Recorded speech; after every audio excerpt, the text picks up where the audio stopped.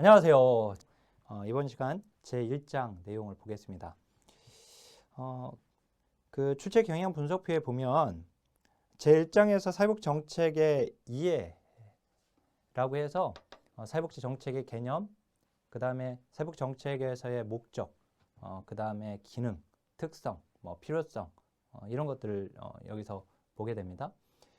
특히 이제 그 기능 중에서 여러 가지 기능이 있지만 그 중에 이제 소득 재분배와 관련해서 좀 더 깊게 들여다보고 이 소득 재분배에서 문제가 그 하나의 내용에서 또 시험이 잘 나와요. 이번에 또 나왔죠.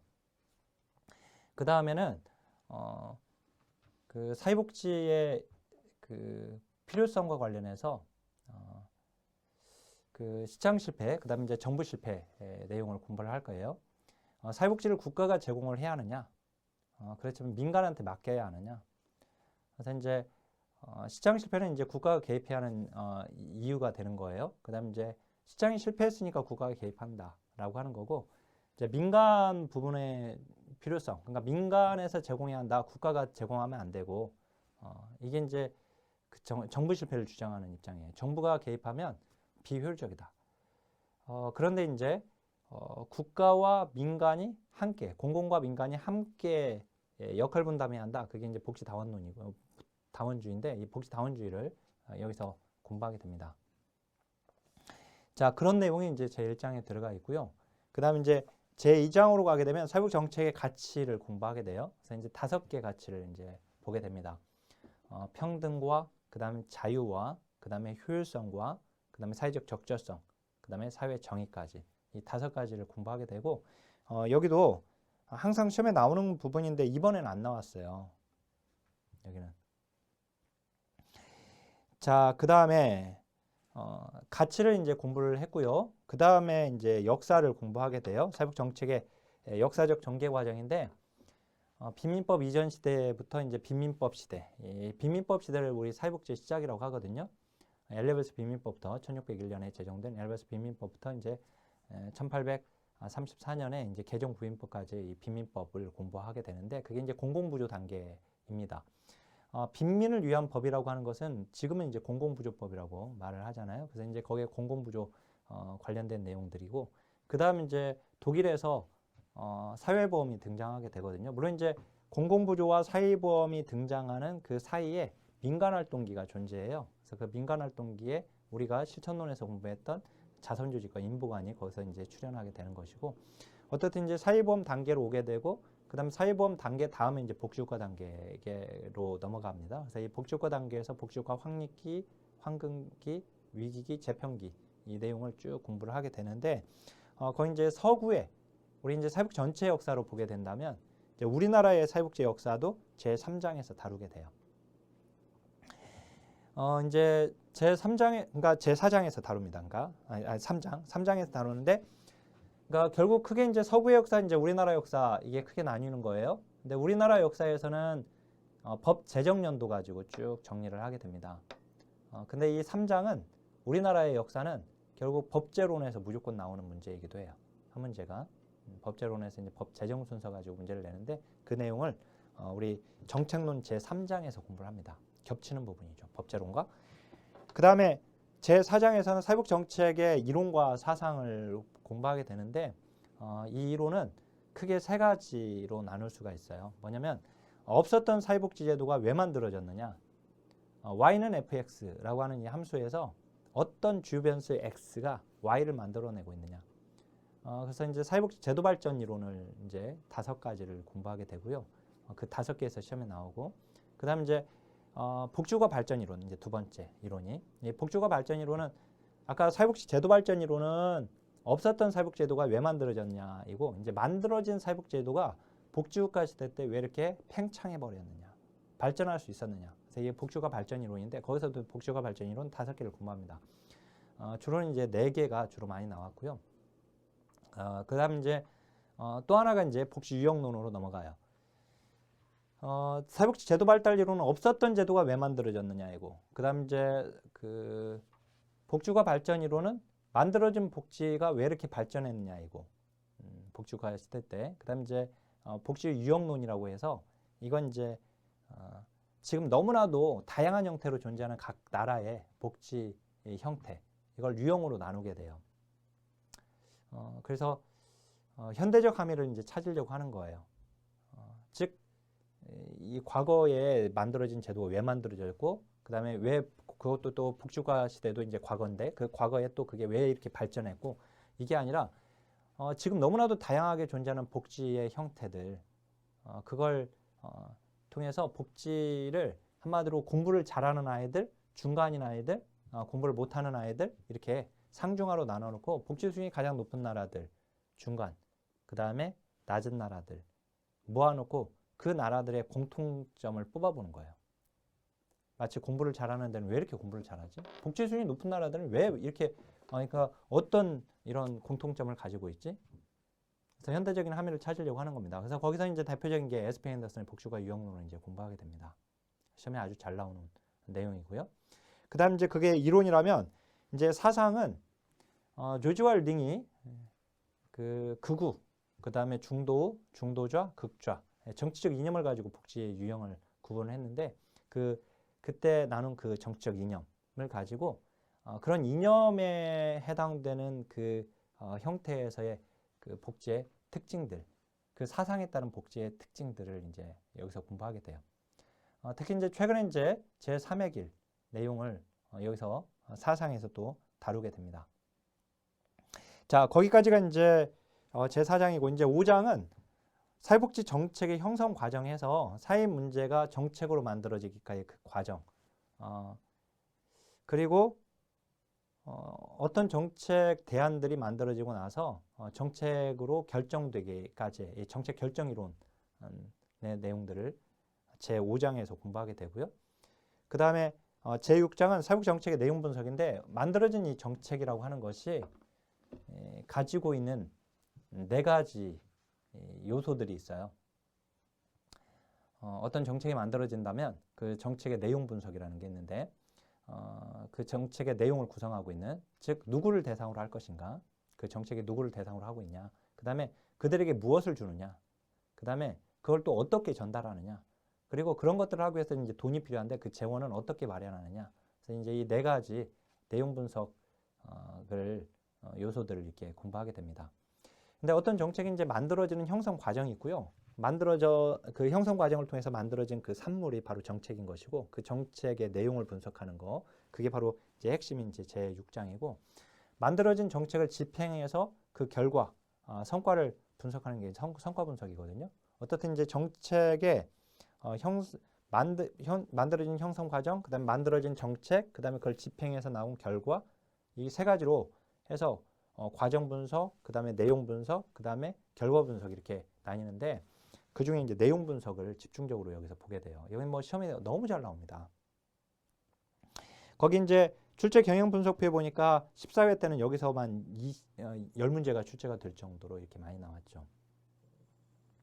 그 다음에 이제 그 다음 7장부터는요, 사실상 법제론과 겹치는 부분이에요. 물론 이제 정책론에서의 순수한 이론과 관련된 것이 제7장인 이제 사회보장의 이해에서 사회보장, 사회복지 정책이라고 하는 것은 결국 크게 4가지 영역으로 구분할 수 있거든요.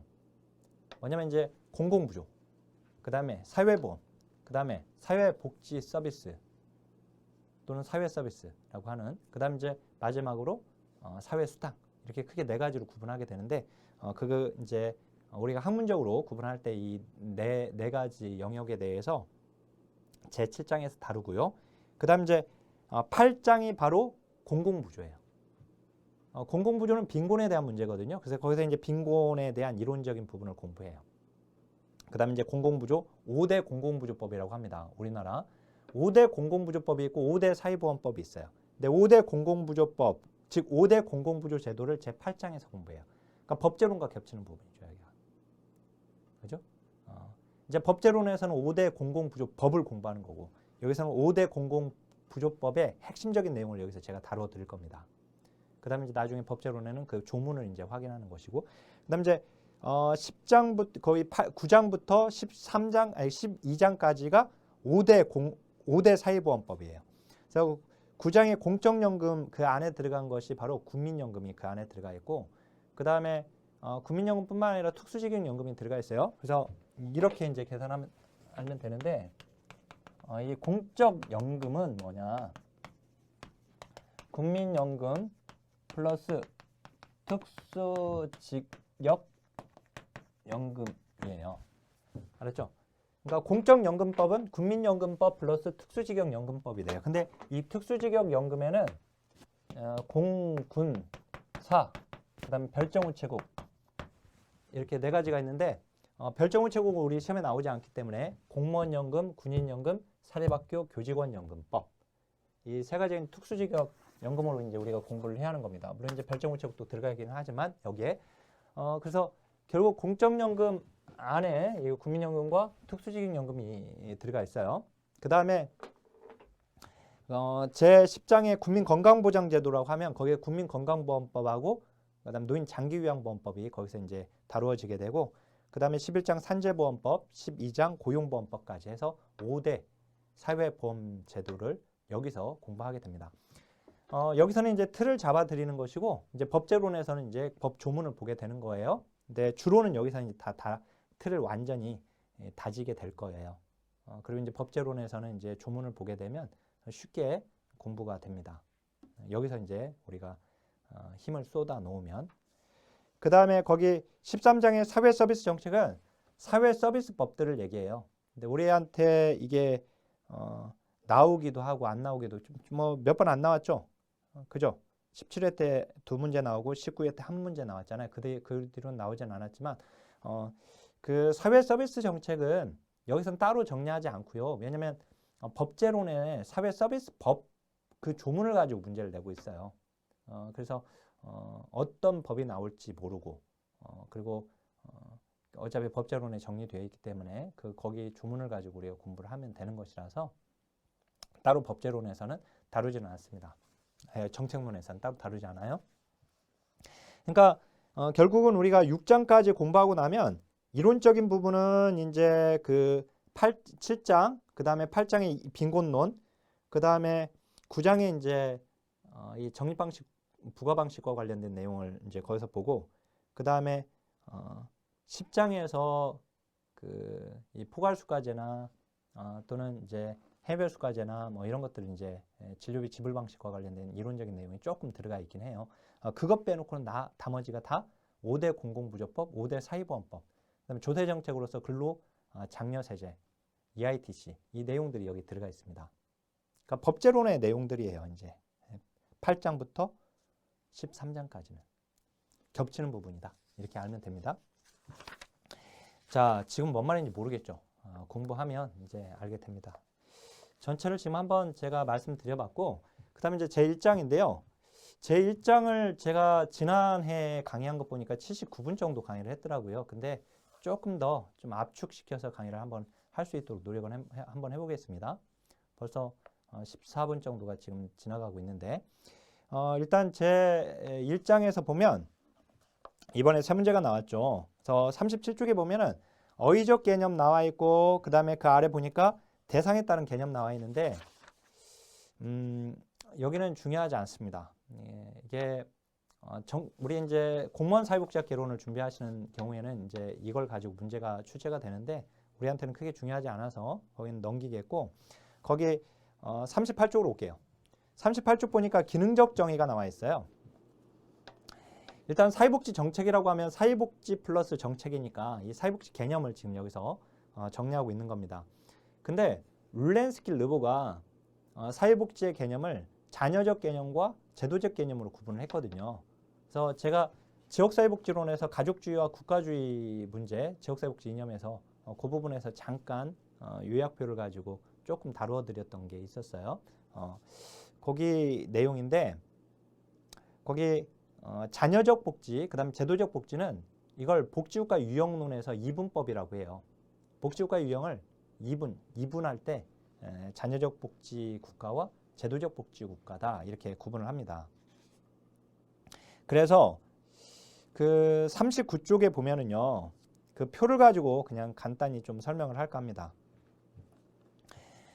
자녀적 복지와 제도적 복지는 시대적 배경을 가지고 구분을 하게 되면 산업화 이전이 바로 자녀적 복지였고 그 다음에 산업화가 진전되면서 산업사회에서 제도적 사회복지로 바뀐 겁니다. 자녀적이라고 하는 건 그 기능상 안전망 기능만 수행한다. 즉 다른 사회 제도의 종속적 제도이다. 이때 말하는 다른 사회 제도는 가족제도, 종교제도, 정치제도, 경제제도를 얘기하는 거예요. 길버트와 스펙트가 제시했던 그 5가지, 사회복지까지 합치면 이제 5가지가 되는데, 근데 자녀적 복지에서는 그때는 사회복지가 주된 기능을 하지 못했고 종속적 제도의 역할을 했다. 다른 제도에 일시적이고 대체적인 기능을 했던 거죠. 근데 제도적 사회복지로 가면서 사회복지가 제1선의 기능을 하게 된다. 독자적인 기능과 역할. 제도로서의 독자적인 기능을 하게 돼요. 그래서 제도적 기능, 그 1차적 기능이 뭐냐면 상부상조. 제가 의존과 상호의존의 욕구라고 했었어요. 그래서 사람들이 서로 상호의존 하려고 하는 상호의존성. 그게 바로 상부상조로 이어지게 되고 결국 상부상조 제도를 상부상조 기능을 할 수 있는 별도의 제도를 만들자 해서 만든 게 사회복지 제도다. 그래서 사회복지가 아예 제도로서 존재하게 된다. 라고 말을 한 겁니다. 그리고 사회적 가치에서 이제 자녀적 복지는 개인주의예요. 그래서 이제 거기는 가족과 시장의 완전성을 전제하고 있습니다. 그래서 거기에 적응하지 못하는 그 개인이 문제가 되는 거예요. 그 가족이 문제가 되는 거예요. 그래서 거기에 개인주의 그리고 가족주의가 되는 겁니다. 반면에 제도적 복지는 가족과 시장의 불완전성, 그 밑에 보니까 전제가 있잖아요. 불완전성을 전제하고 있기 때문에 가족과 시장한테 책임을 묻지 않아요. 사회체제 자체가 지금 구조가 불완전하기 때문에 누구라도 이혼할 수 있는 것이고 누구라도 또는 이제 실직할 수 있는 것입니다. 그래서 집합이 책임을 지는 거예요. 국가가, 공동체가. 거의 집합주의가 되는 거예요. 그래서 그 전제에 보니까 자녀적 복지는 가족과 시장의 완전성. 그죠? 가족과 시장의 완전성을 전제하고 있고 제도적 복지는 가족과 시장의 불완전성을 전제하고 있는 거예요. 그 가족과 시장의 완전성, 가족과 시장은 사회체제를 얘기하거든요. 사회체제는 완전하다. 즉 시장은 완전하다. 국가가 시장에 개입하면 안 돼. 더 정부 실패를 주장하는 거예요. 정부가 개입하면 실패한다. 반면에 제도적 사회복지는 가족과 시장은 불완전하거든요. 그러니까 시장 실패에 시장 실패를 전제하고 있는 것이고 그래서 국가가 개입하는 겁니다. 자, 사회 문제 원인도 자녀적 복지는 개인 책임으로 묻는 거예요. 반면에 제도적 복지는 사회 구조 책임으로 그 원인을 돌리고 대상 및 결정 방법에서 자녀적 복지는 한정적 개념이에요. 아까 우리 대상 측면이 그 37페이지 제일 아래에 지금 나와 있는데 가족과 시장은 완전하니까 거기에 적응하지 못한 사람, 그 사람들만을 대상으로 하는 거예요. 특수계층이나 특수계층에 이제 한정하는 거죠. 그러니까 계층에 한정한다. 자, 그리고 그런 사람들만 골라서 대상으로 삼아요. 그게 바로 선별주의예요. 즉 그런 사람들이 아주 극히 예외적인 사람들이거든요. 그래서 그걸 예외주의라고 하는 거예요. 그 예외적인 사람들만을 대상으로 하는 거예요. 대부분의 사람들은 다 가족 시장 다 적응하면서 살고 있는데 그렇지 못한 사람들만 골라서 그런 예외적인 사람들만 골라서 대상으로 삼는 거예요. 반면에 제도적 사회복지는 사회 구조 자체가 불완전하기 때문에 누구라도 사회복 대상자가 될 수 있는 거예요. 그래서 모두를 대상으로 삼는 거예요. 그게 보편주의예요. 그러니까 우리가 급여 자격자를 결정할 때 골라서 삼는 것을 선별주의라고 하는 것이고 모두를 다 대상으로 삼는 걸 보편주의라고 하는 거예요. 알았죠? 선별주의, 보편주의 개념은 바로 그런 개념입니다. 급여 자격자를 결정할 때의 문제예요.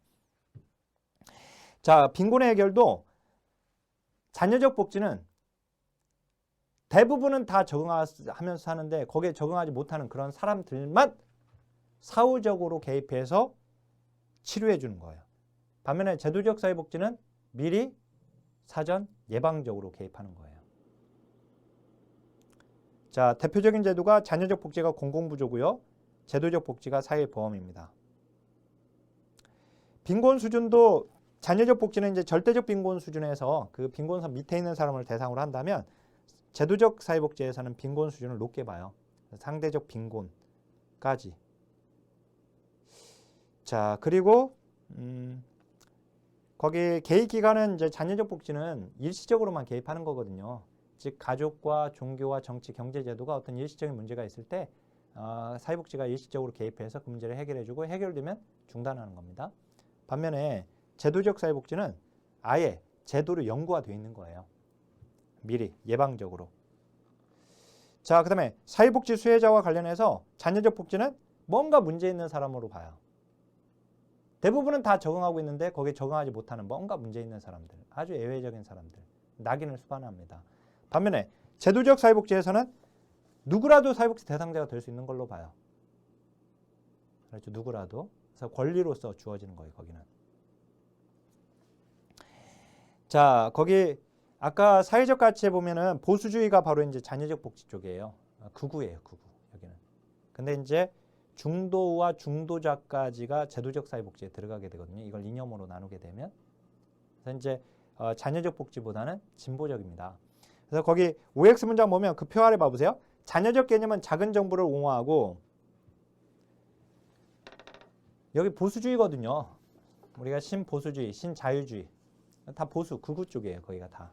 그래서 이제 작은 정부를 옹호하고 시장과 민간의 역할을 중시 여긴다. 보수주의들의 선호와 맥락을 같이 한다. 맞는 거예요. 이념으로 보면 자녀적 복지는 보수, 극우 쪽이에요. 알았죠? 극우. 예. 자, 이건 또 이념에서 뒤에 정치적 이념과 사상 이론과 우리 사회복지 이론과 사상 공부한다고 했잖아요. 그때 이제 거기서 또 사상을 공부하게 됩니다. 자, 그러면 넘겨서 거기 40쪽에 있는 선별주의와 보편주의는 그 정책 내용 분석 6장에서 공부를 할 겁니다. 그래서 지금 여기서는 굳이 보지 않겠습니다. 지금은 42쪽으로 와보세요. 제가 본 것만 보세요. 제가 보는 것만 보세요. 보는 것만.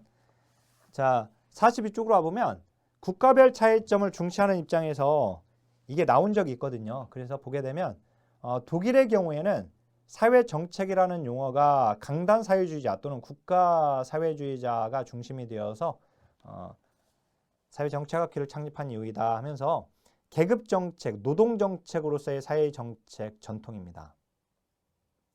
국가의 사회 개량적 정책 이상으로 노동계급에 대한 정략적 행위로서의 정책 의미를 내포하고 있다. 그리고 그래서 비스마르크의 사회보험의 경우에도 노동자들을 국가 권력에 결속시키기 위해서 사회보험 제도를 만들어내거든요. 그리고 여기는 이제 사회보험의 비중이 크다라고 하는 거. 영국의 경우에는 사회정책을 넓게 보고 있다. 그죠? 사회 서비스라고 하면서 사회정책을 제대로 말할 때 사회 서비스라고 말하면서 사회정책의 범위를 전 세계에서 가장 넓게 보고 있고요. 그다음 미국은 이제 사회보장이라는 개념을 사용하고 있는데 우리나라도 사회보장 기본법이라고 얘기해서 법에서 사회보장이라는 용어를 사용하고 있죠. 자, 근데 스웨덴, 노르웨이 등 스칸디나비아 국가들은 보편주의, 연대주의적 사회복 정책을 발전시켜 왔다. 그죠? 사회민주주의 모형이 되게 됩니다. 에스펜 앤더슨의 복지국가 유형론에 보면 자유주의 복지국가, 보수주의 복지국가, 그 다음에 사민주의 복지국가 이렇게 크게 세 가지로 나뉘는데 이 독일의 경우 있잖아요. 그 위에 이 독일의 경우가 바로 보수주의 복지국가 또는 조합주의 복지국가라고도 하는데 거기에 해당되고 그 다음 이제 여기 스웨덴, 노르웨이 등 스칸디나비아 국가들은 이제 사민주의 복지국가에 해당이 되게 돼요. 결국은 거기 그 스칸디나비아 국가들이 시험에 나왔었어요. 그게 이제 보편주의 연대주의적 사회복지 정책을 발전시켜 왔다는 것, 스웨덴이나 노르웨이 등. 그래서 그 아래 양가로 5번에 보니까 독일이 이제 권위주의적 국가 정책이고 영국은 탈권위주의적이고 미국이 가장 탈권위주의적이다. 근데 한 번 나왔어요, 한 번. 거기 양가로 4번. 요거 북유럽 국가들, 북유럽 국가, 거기 이제 스칸디나비아 국가들은 보편주의적 사회복 정책을 발전시켜 왔다라고 하는 문장이 나온 적이 있습니다. 43쪽에 사회복 정책 영역 내용 있죠. 이건 나온 적이 없어요. 그래서 요거는 그냥 빼겠습니다. 이제 어디로 가냐면 44쪽으로 와보세요. 44쪽에 보면 사회복 정책의 목적, 필요성, 원리가 나와 있죠. 여기가 이제 시험에 나오는데요. 자, 거기 사회복 정책의 목적 봐보세요. 목적 보니까 헌법 제34조가 나왔죠. 그 1번에 보니까 인간의 존엄성이 나와 있고요. 그죠? 요거를 거기에다가 잠깐 여기 끼워 놓고 우리 법제론의 기본권 부분을 잠깐 보고 올 텐데요. 어디를 보냐면 우리 법제론 555쪽을 잠깐 봐보세요. 555쪽. 자, 이 헌법이 있습니다. 그 최상위 법, 그 나라의 한 나라의 가장 최상위 법이 이제 헌법이에요. 헌법 다음에 이제 법률이 있는 겁니다. 헌법 다음에 법률이에요. 그죠? 네. 근데 이 헌법에 뭐가 있냐면 기본권이 규정되어 있어요. 근데 이 기본권이요, 우리나라 이 포괄적 기본권, 이 기본권은 크게 둘로 나뉘어요. 둘로. 포괄적 기본권과 그 다음에 이 개별적 기본권으로 나뉘어요. 근데 이 포괄적 기본권이 바로 목적이 되는 기본권이에요. 그 다음 이제 개별적 기본권이 바로 수단이 되는 기본권이에요. 그러니까 얘를 위해 존재하는, 얘를 이루기 위해서. 알았죠? 근데 이 포괄적 기본권은 크게 세 가지가 여기 들어가 있어요. 그래서 거기 우리 목적이 되는 인간의 존엄과 가치 있죠? 인간의 존엄과 가치가 있고 헌법 제10조에, 그 다음에 10조 전단에 후단에 이어서 행복을, 모든 국민 인간의 존엄과 가치를 지닌다. 그 다음에 이어서 행복을 추구할 권리가 있다. 행복 추구권이 규정되어 있어요. 알았죠? 그 다음에 11조에 평등권이 규정되어 있어요. 근데 우리가 이 세 가지 기본권을 포괄적 기본권이라고 해요. 알았죠? 그 다음 이제 이 세 가지 기본권을 달성하기 위해서 개별적 기본권들이 존재하는 겁니다. 근데 이 개별적 기본권은 크게 네 가지로 구분할 수가 있어요. 그래서 거기 자유권적 기본권, 사회권적 기본권, 그죠? 여기가 이제 중요한데 사회권적 기본권, 사회권이죠. 그러니까 그 다음 이제 청구권, 그 다음에 참정권, 이렇게. 근데 이 사회권적 기본권은 헌법 제 31조부터 36조까지가 규정되어 있어요. 그러니까 헌법 제 31조부터 36조까지가 사회권적 기본권이에요.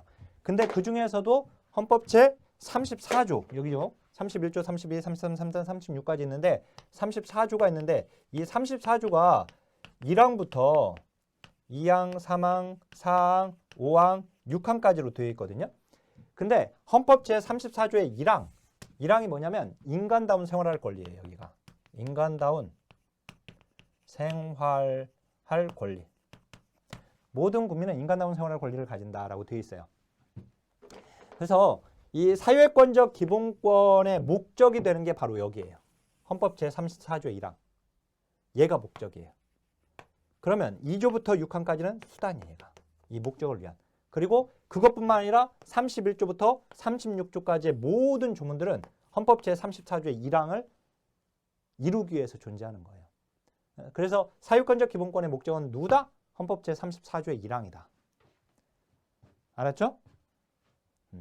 그리고 이제 결국은 이 사유권적 기본권, 이 31조부터 36조까지의 이 내용, 이거를 구체화시킨 법이 뭐다? 결국은 이 헌법에 규정되어 있는 것을 구체화시키는 게 법률이잖아요. 바로 사회복지법이 되는 거예요. 거꾸로 이제 가보면 사회복지법은 따라서 사회복지법은 이 사회권적 기본권을 구체화시키고 있는 법입니다.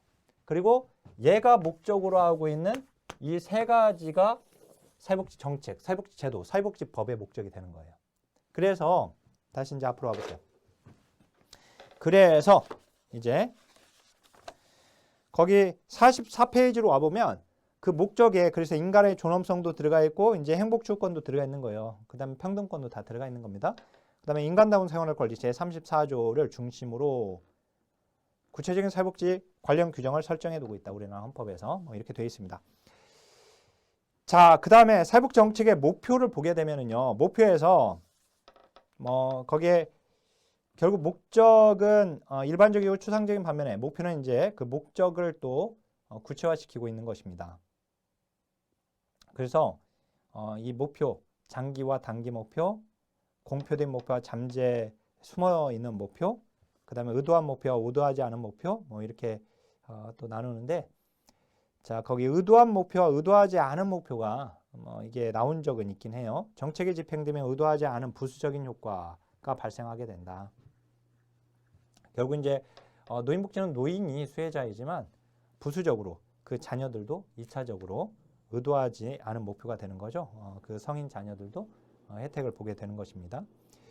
자, 근데 그것보다 이제부터 그 동그라미 3번부터 그 다음에 오른쪽에 이제 필요성과 기능 있잖아요. 여기는 한 문제로 생각하면 돼요. 여기는 내가 좀 헷갈릴 만한 것 같다 하면 그 걔들을 좀 조심해야 돼요. 혼동할 만한 것들.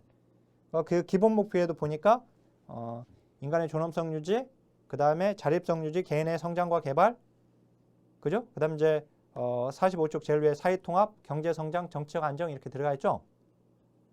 근데 그 필요성과 기능을 보게 되면 필요성, 인간의 존엄성 유지나 빈곤 경감이나 평등 증진은 우리가 이해할 수 있겠죠. 그냥 바로. 근데 개인의 선택의 기회를 극대화하는 것은 시장에서 하는 겁니다. 자, 거기 사회복 정책이 하는 게 아니라 그 다음에 사회적 배제를 통한 사회통합 증진. 근데 그 비읍 조심해야 돼요. 개인의 자립성 유지 증진 또는 개인의 성장과 개발. 정책은 거시적 접근인데 이런 것들은 미시적 접근인 실천에서 하는 거 아닌가요? 이렇게 생각할 수가 있어요. 그래서 조심해야 돼요. 알았죠? 정책에서도 개인의 자립성 유지나 증진을 시키는 것이고 그 다음에 개인의 성장 개발과도 관련되어 있다. 알았죠? 특히 이제 그 치읓에 보니까 시장 실패를 전제로 하고 있는 거예요. 사회복 정책은. 기본적으로 시장이 실패했으니까 국가가 개입하는 거예요. 알았죠? 거의 효율적인 시장 체계를 구축한다. 경제 효율성 이건 다 시장과 관련되어 있는 것이고 그 다음에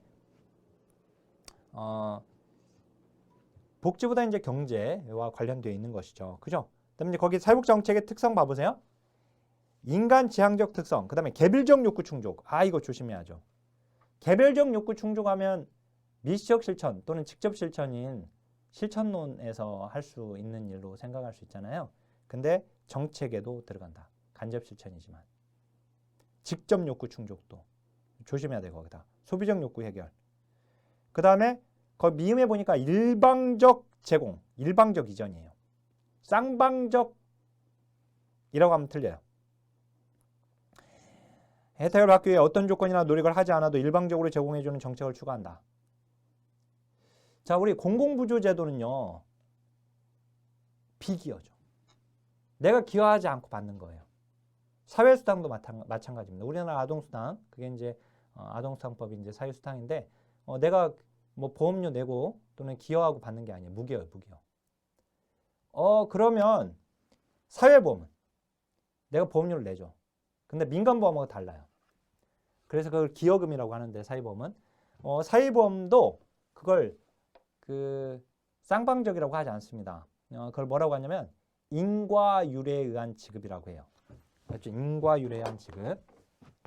인과율에 의한 지급이라고 하는데 사회보험에서 보험료는 민간보험의 보험료와 다르죠. 나는 내고 싶지 않지만 강제로 가져가는 거예요. 그걸 강제로. 그래서 기여금이라는 표현을 쓰는 거죠.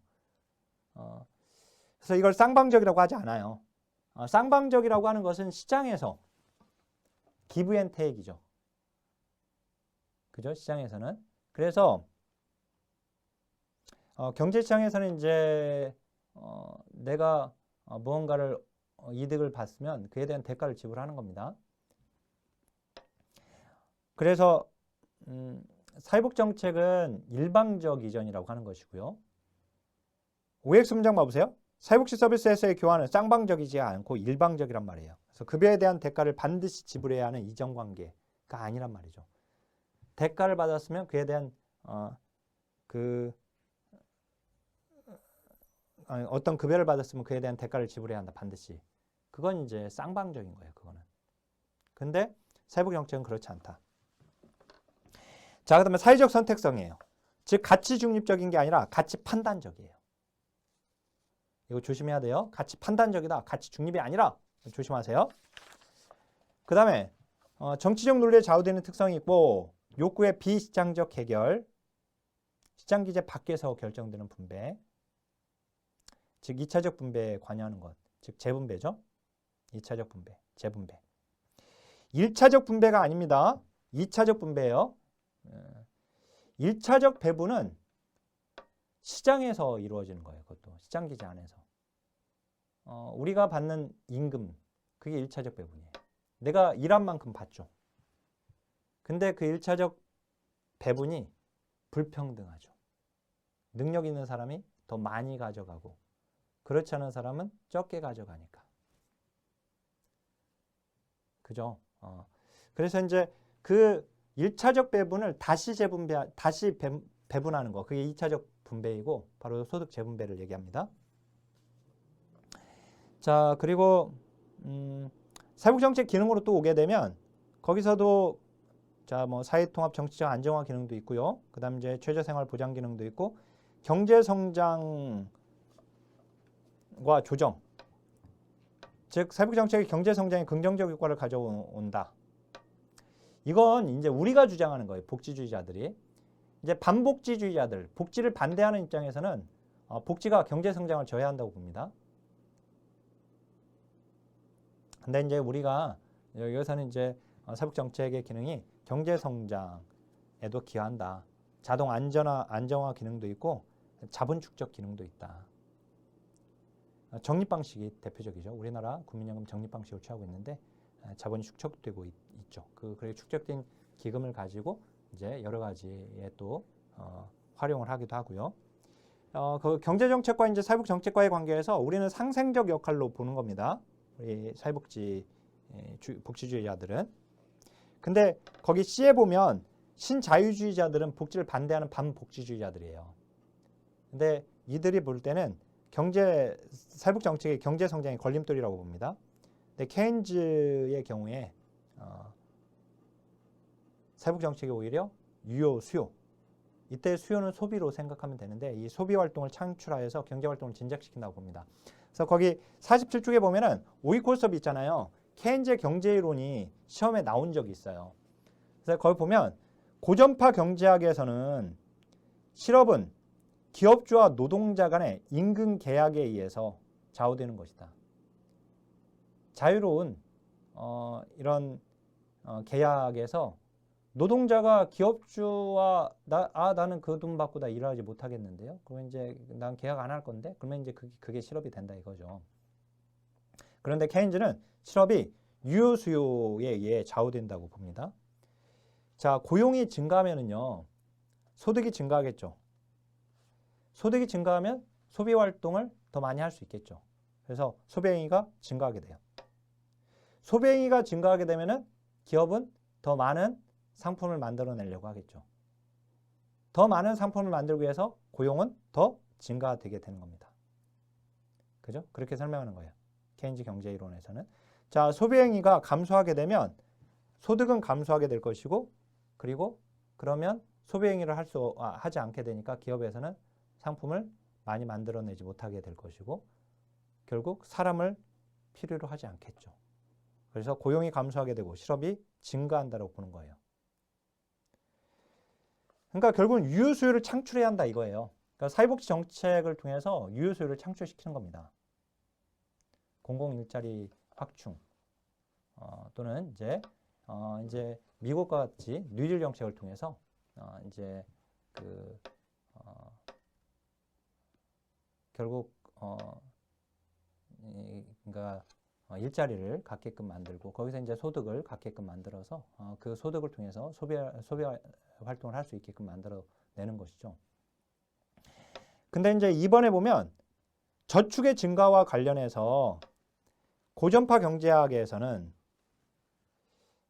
반복지주의자들로 생각하면 돼요. 우리로 보면 이제 우리 입장에서 보면 이 그 고전파 경제학 또는 공급 경제학 이렇게 얘기하게 되면 근데 거기에 보면 이자율을 인하시키고 이자율에 인하는 투자를 촉진시킨다고 봤는데 케인즈는 오히려 저축은 퇴장이다.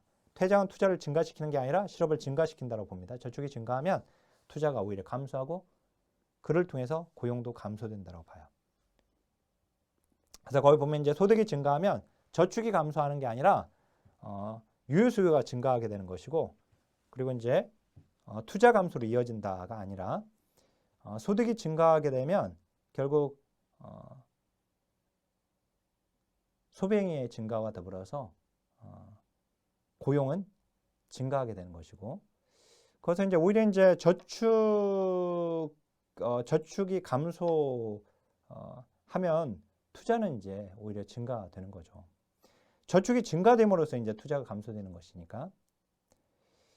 자, 부와 소득의 불평등은 사회적 해악으로 보았고, 부유층이 소비하고 남은 부분이 저축을 증가시키고, 이는 소비 감소와 투자 감소로 이어지게 되고 실업을 증가시킨다고 보는 것이 케인즈의 경제 이론입니다.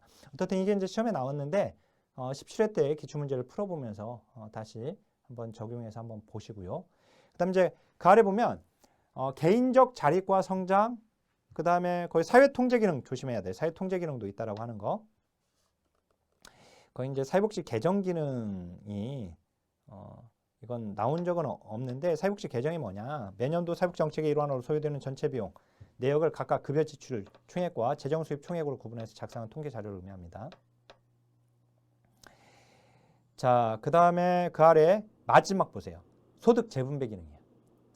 소득 재분배 기능은 2차적 배분 기능을 얘기하는 거예요. 그래서 1차적 배분 기능이 나오면 틀리는 겁니다. 1차적으로 소득이 분배되는 것 하면 틀려요. 1차적으로 이거 소득이 배분되는 것은 시장기제에서 이루어지는 거란 말이에요. 시장기제에서.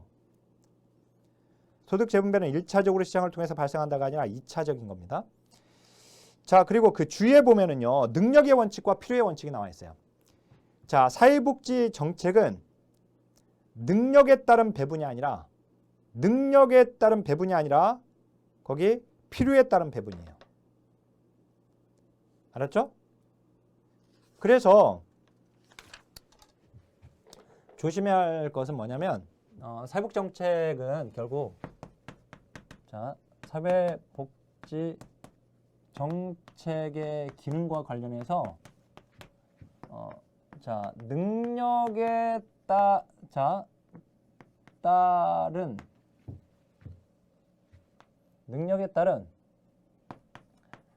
배분이라고 하면 틀립니다. 그러면 어떻게 하냐?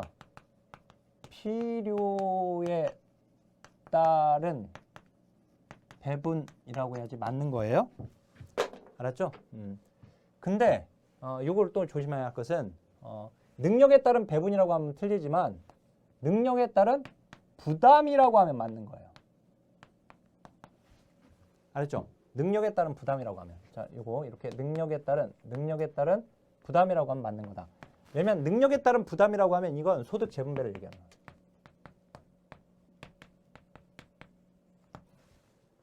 아셨죠? 소득 재분배를 의미하기 때문에 그래요.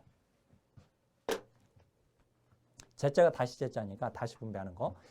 자, 능력에 따른 부담은 돈을 많이 버는 사람한테 더 세금 부담을 더 주는 거예요. 조세 부담을. 그러니까 많이 버는 사람한테 더 내도록 한 거니까 소득 재분배 기능을 가지고 있는 거예요. 이게.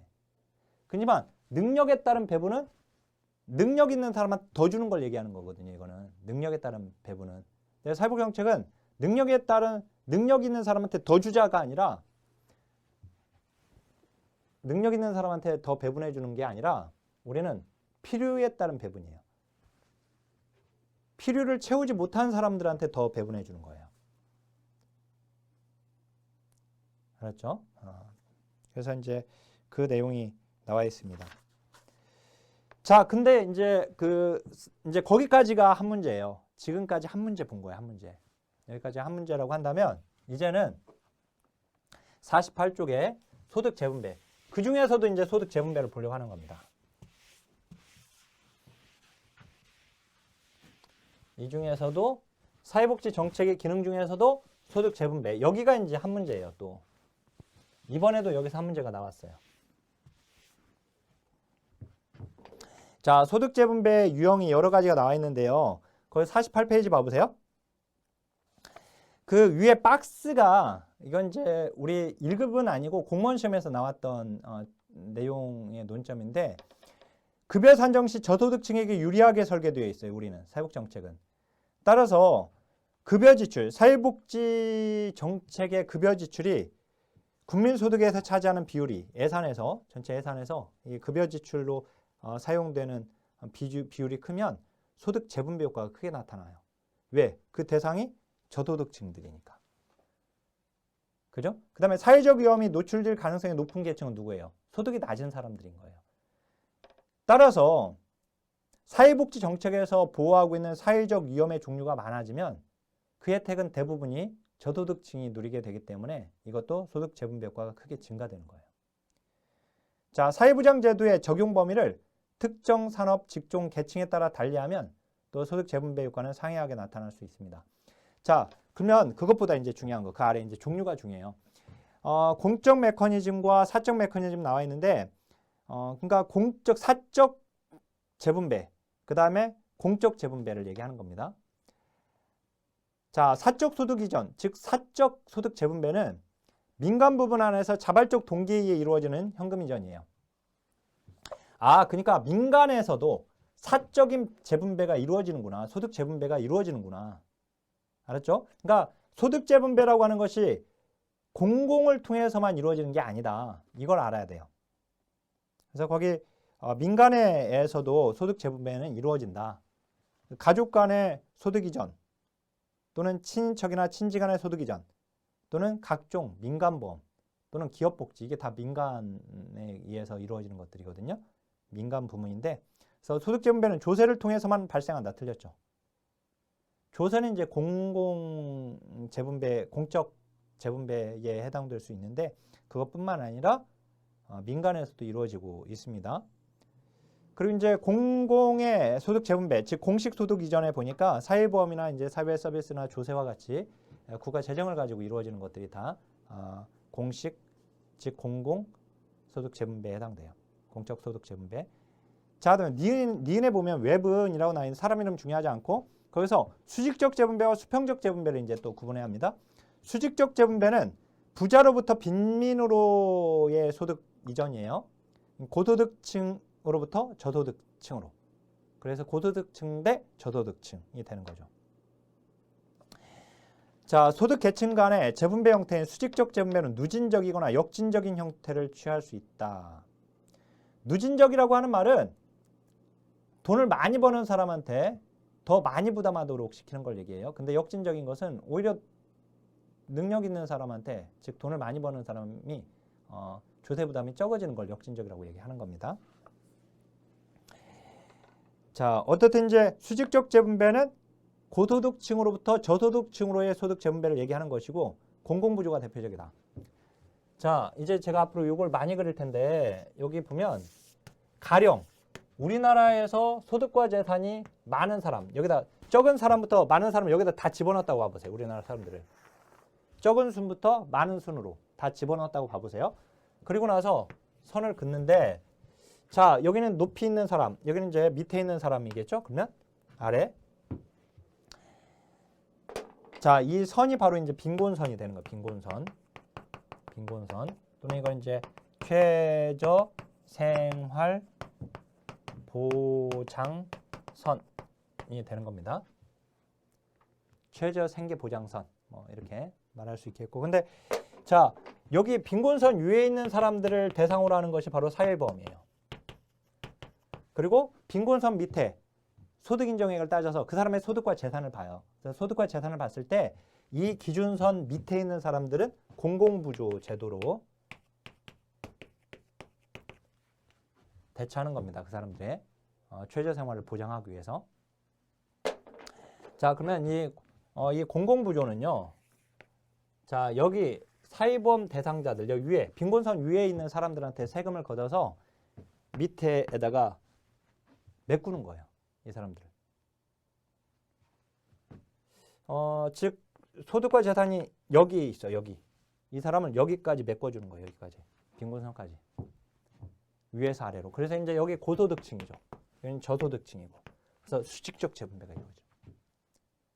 공공부조가 바로 수직적 재분배고, 수평적 재분배는 사회보험의 경우는 빈곤선 위에서 살아가는 사람들끼리의 문제예요. 우리 사회보험에서 건강보험 생각해 보세요. 건강보험에 이 사람이 아팠어.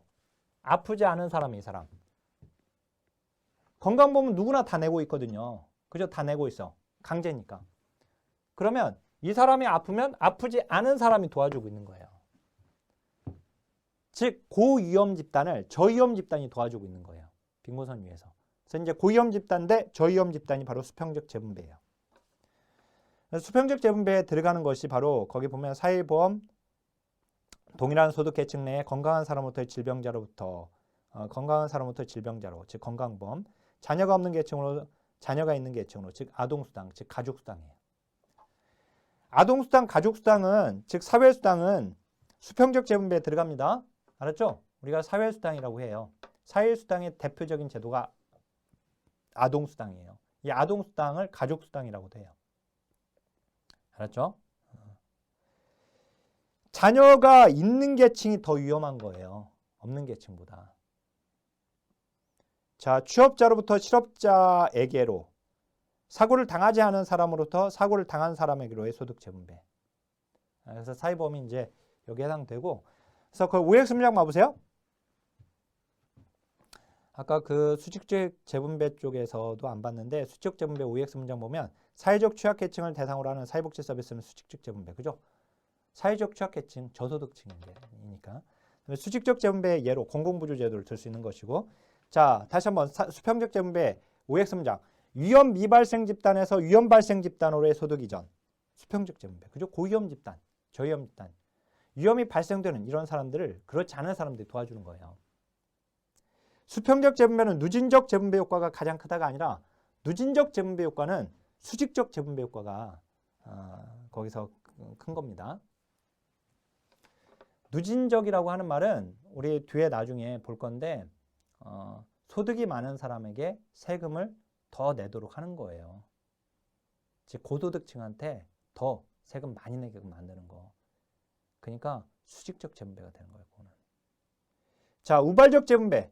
우발적 재분배는 우발적인 사고를 당한 사람들을 그렇지 않은 사람들이 도와주는 거예요. 우발적 재분배의 대표적인 게 바로 우발적 위험의 대표적인 것이 바로 질병의 문제예요. 그 다음에 산재의 문제죠. 산재도 우발적으로 발생돼요. 질병의 문제도 마찬가지예요. 그죠? 갑자기 암이 발생되잖아요. 그죠? 그걸 뭐 미리 알아낼 수 있다면 참 좋을 텐데 알아내기 어렵잖아요, 우리가. 그죠? 그래서 이 결국 질병이나 산재를 생각하면 돼요. 우발적 재분배는. 그러니까 결국 건강보험과 산재보험이 우발적 재분배에 해당되는 제도가 되는 거예요. 그 다음에 그 아래 봐보세요. 단기적 재분배. 현재 드러난 사회적 욕구의 충족을 위해 현재 자원을 사용하여 소득 재분배를 하는 거. 공공부조가 대표적이에요. 공공부조는 매년 대상자를 정해서 매년 줘요. 자, 단기적 재분배는 적립방식의 공적연금은 단기적 재분배가 아니라 장기적 재분배예요. 장기적 재분배의 대표적인 게 바로 적립방식이에요. 우리나라 국민연금이 적립방식을 취하고 있거든요. 내가 청년기에 열심히 적금해 놓죠. 그리고 내가 노년기에 비로소 내가 받는 거예요. 장기적. 그러니까 현재 소득을 가지고 내 장래, 내 미래의 노년기에 내가 그 사회적 위험에 대처하고 있는 거예요. 적립방식이. 장기적 재분배죠. 자, 49쪽으로 와보세요. 세대 내 재분배와 세대 간 재분배. 세대 내 재분배는 적립방식이 대표적입니다. 젊은 시절 소득을 적립해 놓았다가 노년기에 받는 거죠. 그래서 이렇게 생각하면 돼요. 적립방식은 그림으로 표현하면 이겁니다. 이게 적립방식이에요. 알았죠? 그다음에 이제 부과방식은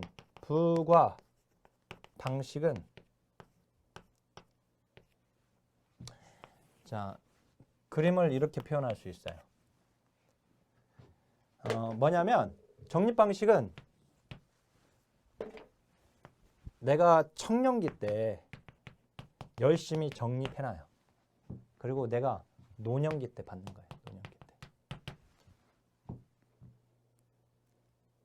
그렇죠? 그래서 청년기 대 노년기 간의 소득 재분배예요.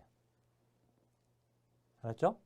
즉 소득 활동을 막 열심히 할 수 있는 청년기 때 내가 적금 해놨다가 노년기 때 받는 거예요. 그래서 이걸 시간적 재분배라고도 하는 거예요. 그래서 적립 방식은 시간적 재분배에 해당됩니다. 얘가 소득 활동이 높은 시기에 돈을 모아놨다가 소득 활동이 없을 때로 이제 넘긴 거예요. 알았죠?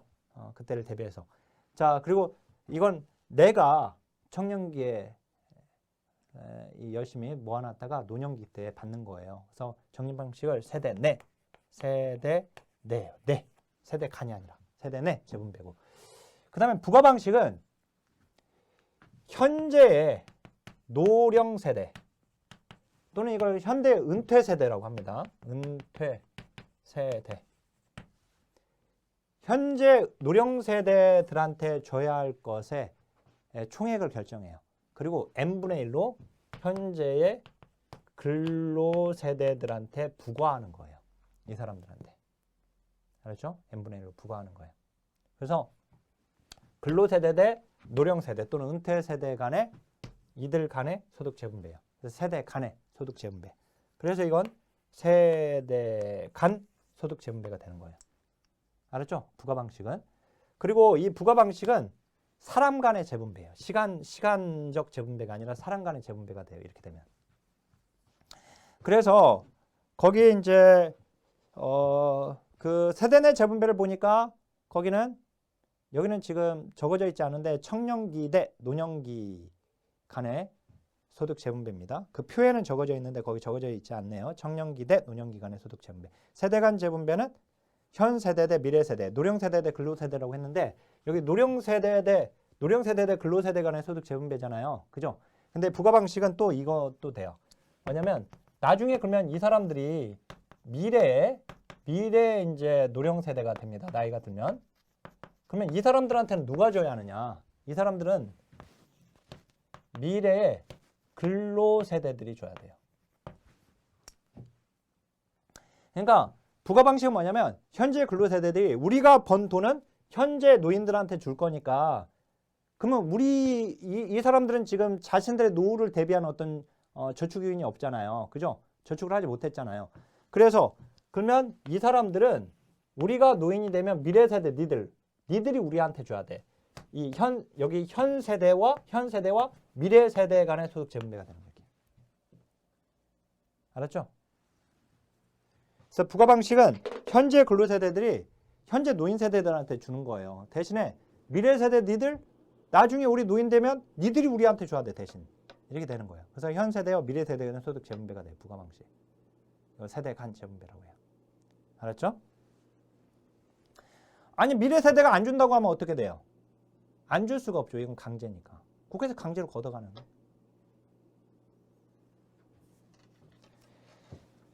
그래서 거기 이제 세대 간 재분배, 그 세대 내 재분배 그 OX 문장, 세대 간 재분배는 적립 방식이 아니라 세대 내 재분배는 이라고 해야지 맞고. 그 다음에 이제 그 나번에 OX 문장, 세대 내 재분배에서는 한 세대에서 다음 세대로 소득이 이전되는 것은 세대 간 재분배라고 해야죠. 그건 또. 시간적 재분배가 15회 때 한 번 나왔어요. 근데 아까 우리가 사적 재분배와 공적 재분배 이렇게 짝짓고 수직적 재분배, 수평적 재분배 이렇게 짝짓고 단기와 장기 짝짓고 세대 내와 세대 간을 짝지어요. 그렇듯이 시간적 재분배와 사람 간 재분배를 또 짝지어요. 이렇게 대별해서. 근데 시간적 재분배는 한 개인의 생활소득에 따른 시간적인 소득 재분배를 뜻한다.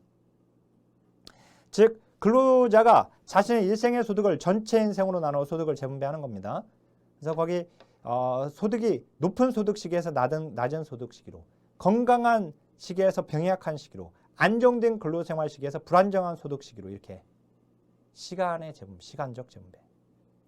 사람 간 재분배는 말 그대로 사람 간에 이루어지는 것들을 얘기합니다.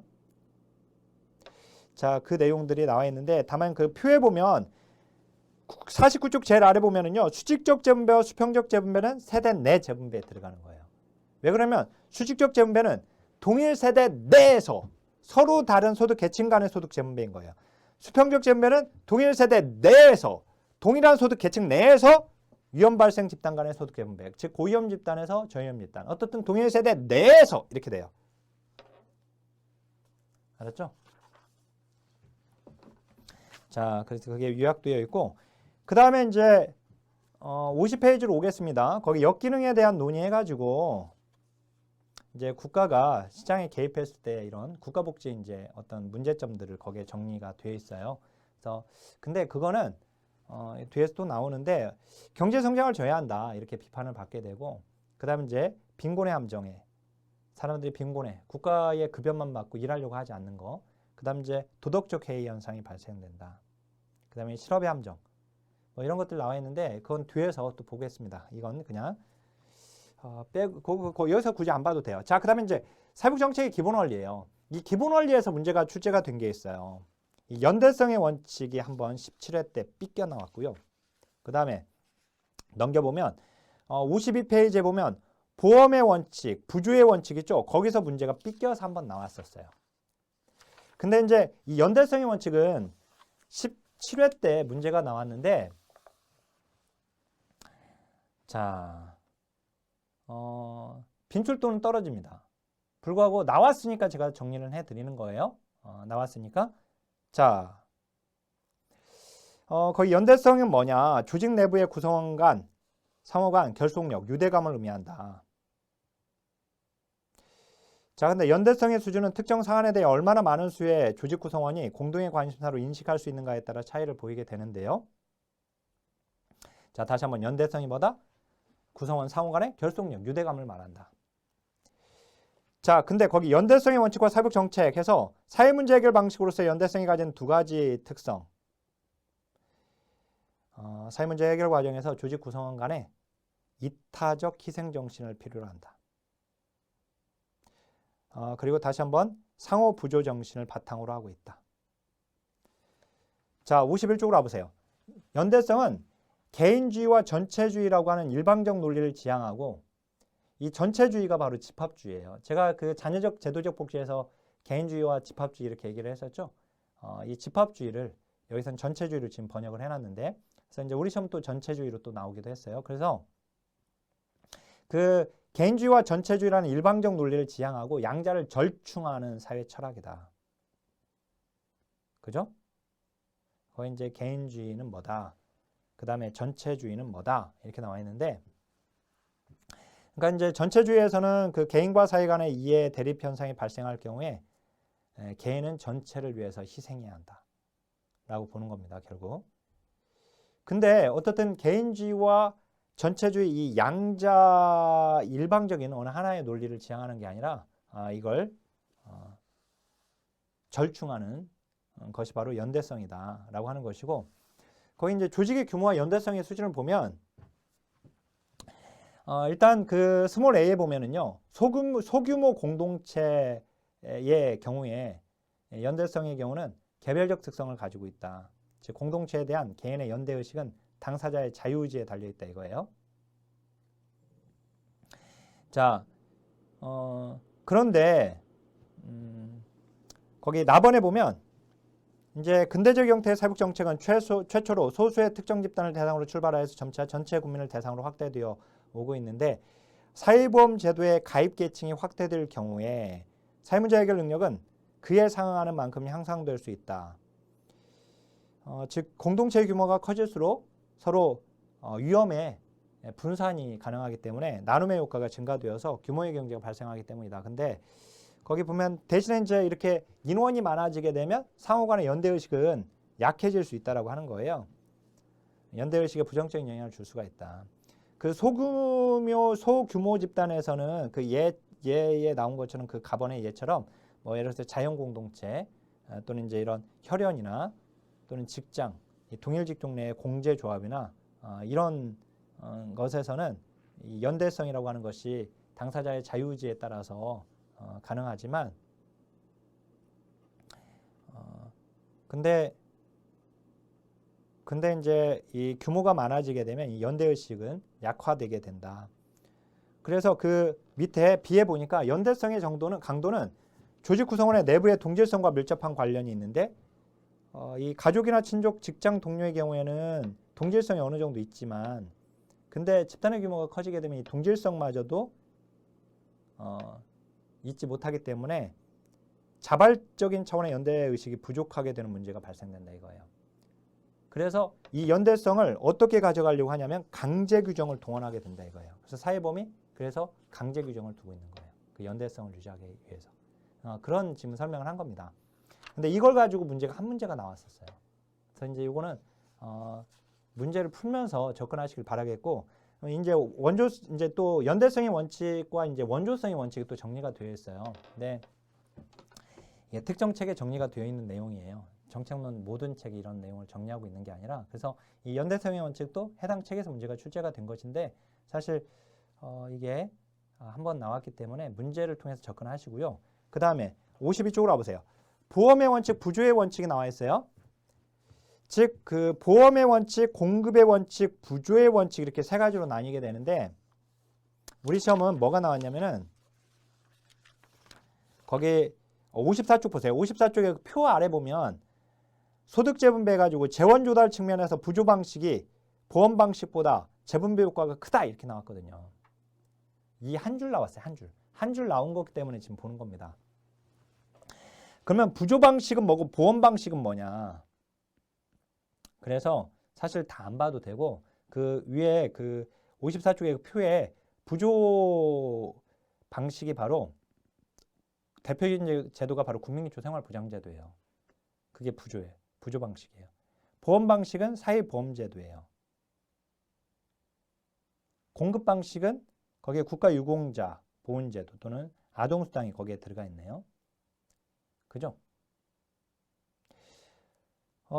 근데 여기서 소득 재분배 효과가 이제 크게 나타난다라고 하는 것은 결국 소득 재분배 측면에서의 소득 재분배를 물어봤거든요. 소득 재분배에서 효과가 큰 것은 결국 수직적 재분배와 관련된 걸 지금 물어보고 있는 것이었는데, 결국 공공부조, 즉 부조 방식이 보험 방식보다 더 크다라고 하는 거. 왜냐면 이제 공공부조 제도, 이 부조 방식은 저소득층한테 고소득층이 주는 것이기 때문에 그렇습니다. 빈곤 문제 해결을 위해서. 그래서 그게 한번 나왔어요. 그래서 이것도 뭐 한 줄 나왔고 이 정도로 나와서 그냥 이것만 그냥 설명하겠고요. 더 이렇게 다루지는 않을 거고. 그 다음에 그 54쪽으로 와보세요. 이제 중요한 내용이 또 남아 있어요.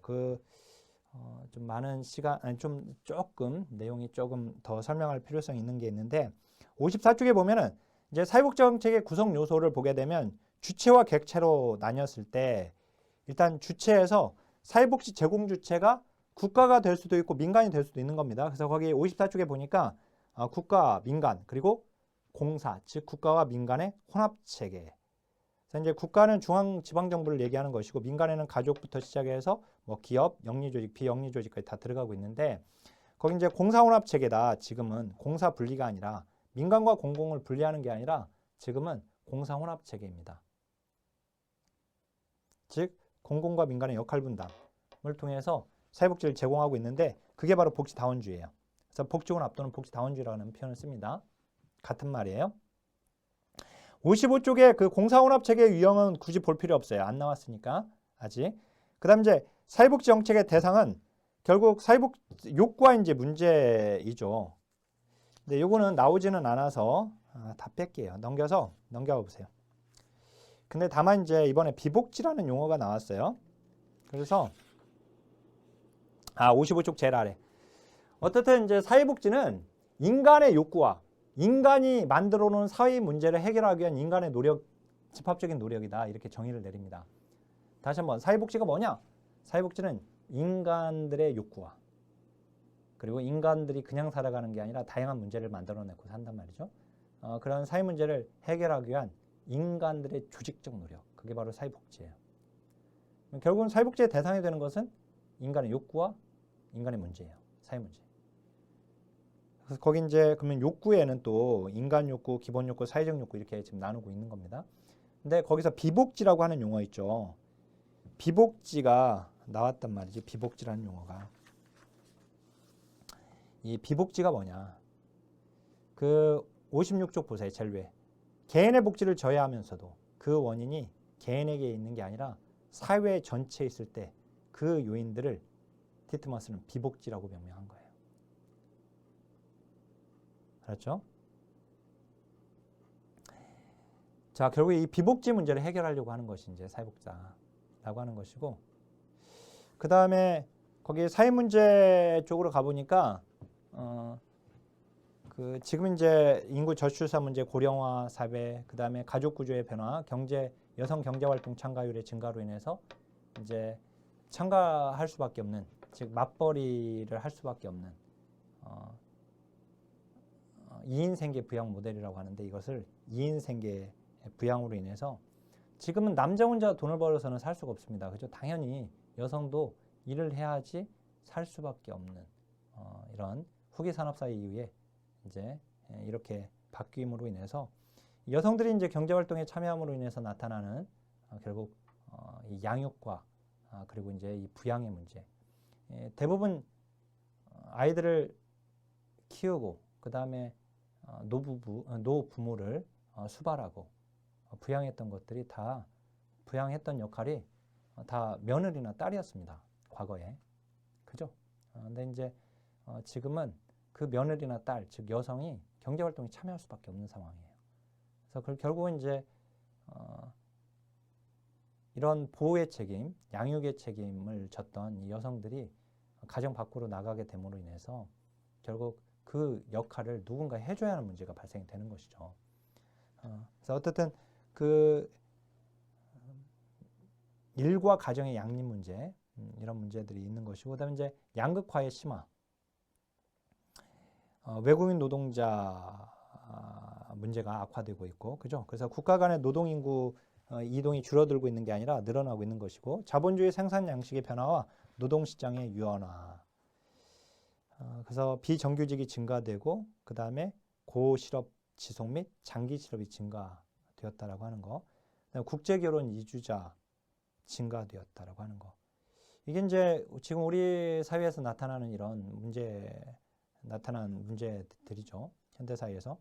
근데 테일러 구비가 이제 신사회적 위험을 말을 했어요. 근데 이게 19회 때 나왔기 때문에 새로운 사회적 위험. 이건 뭐냐면 신사회적 위험은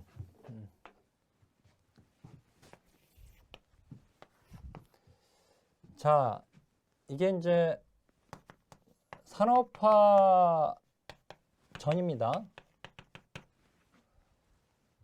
근데 이제 산업화가 되면서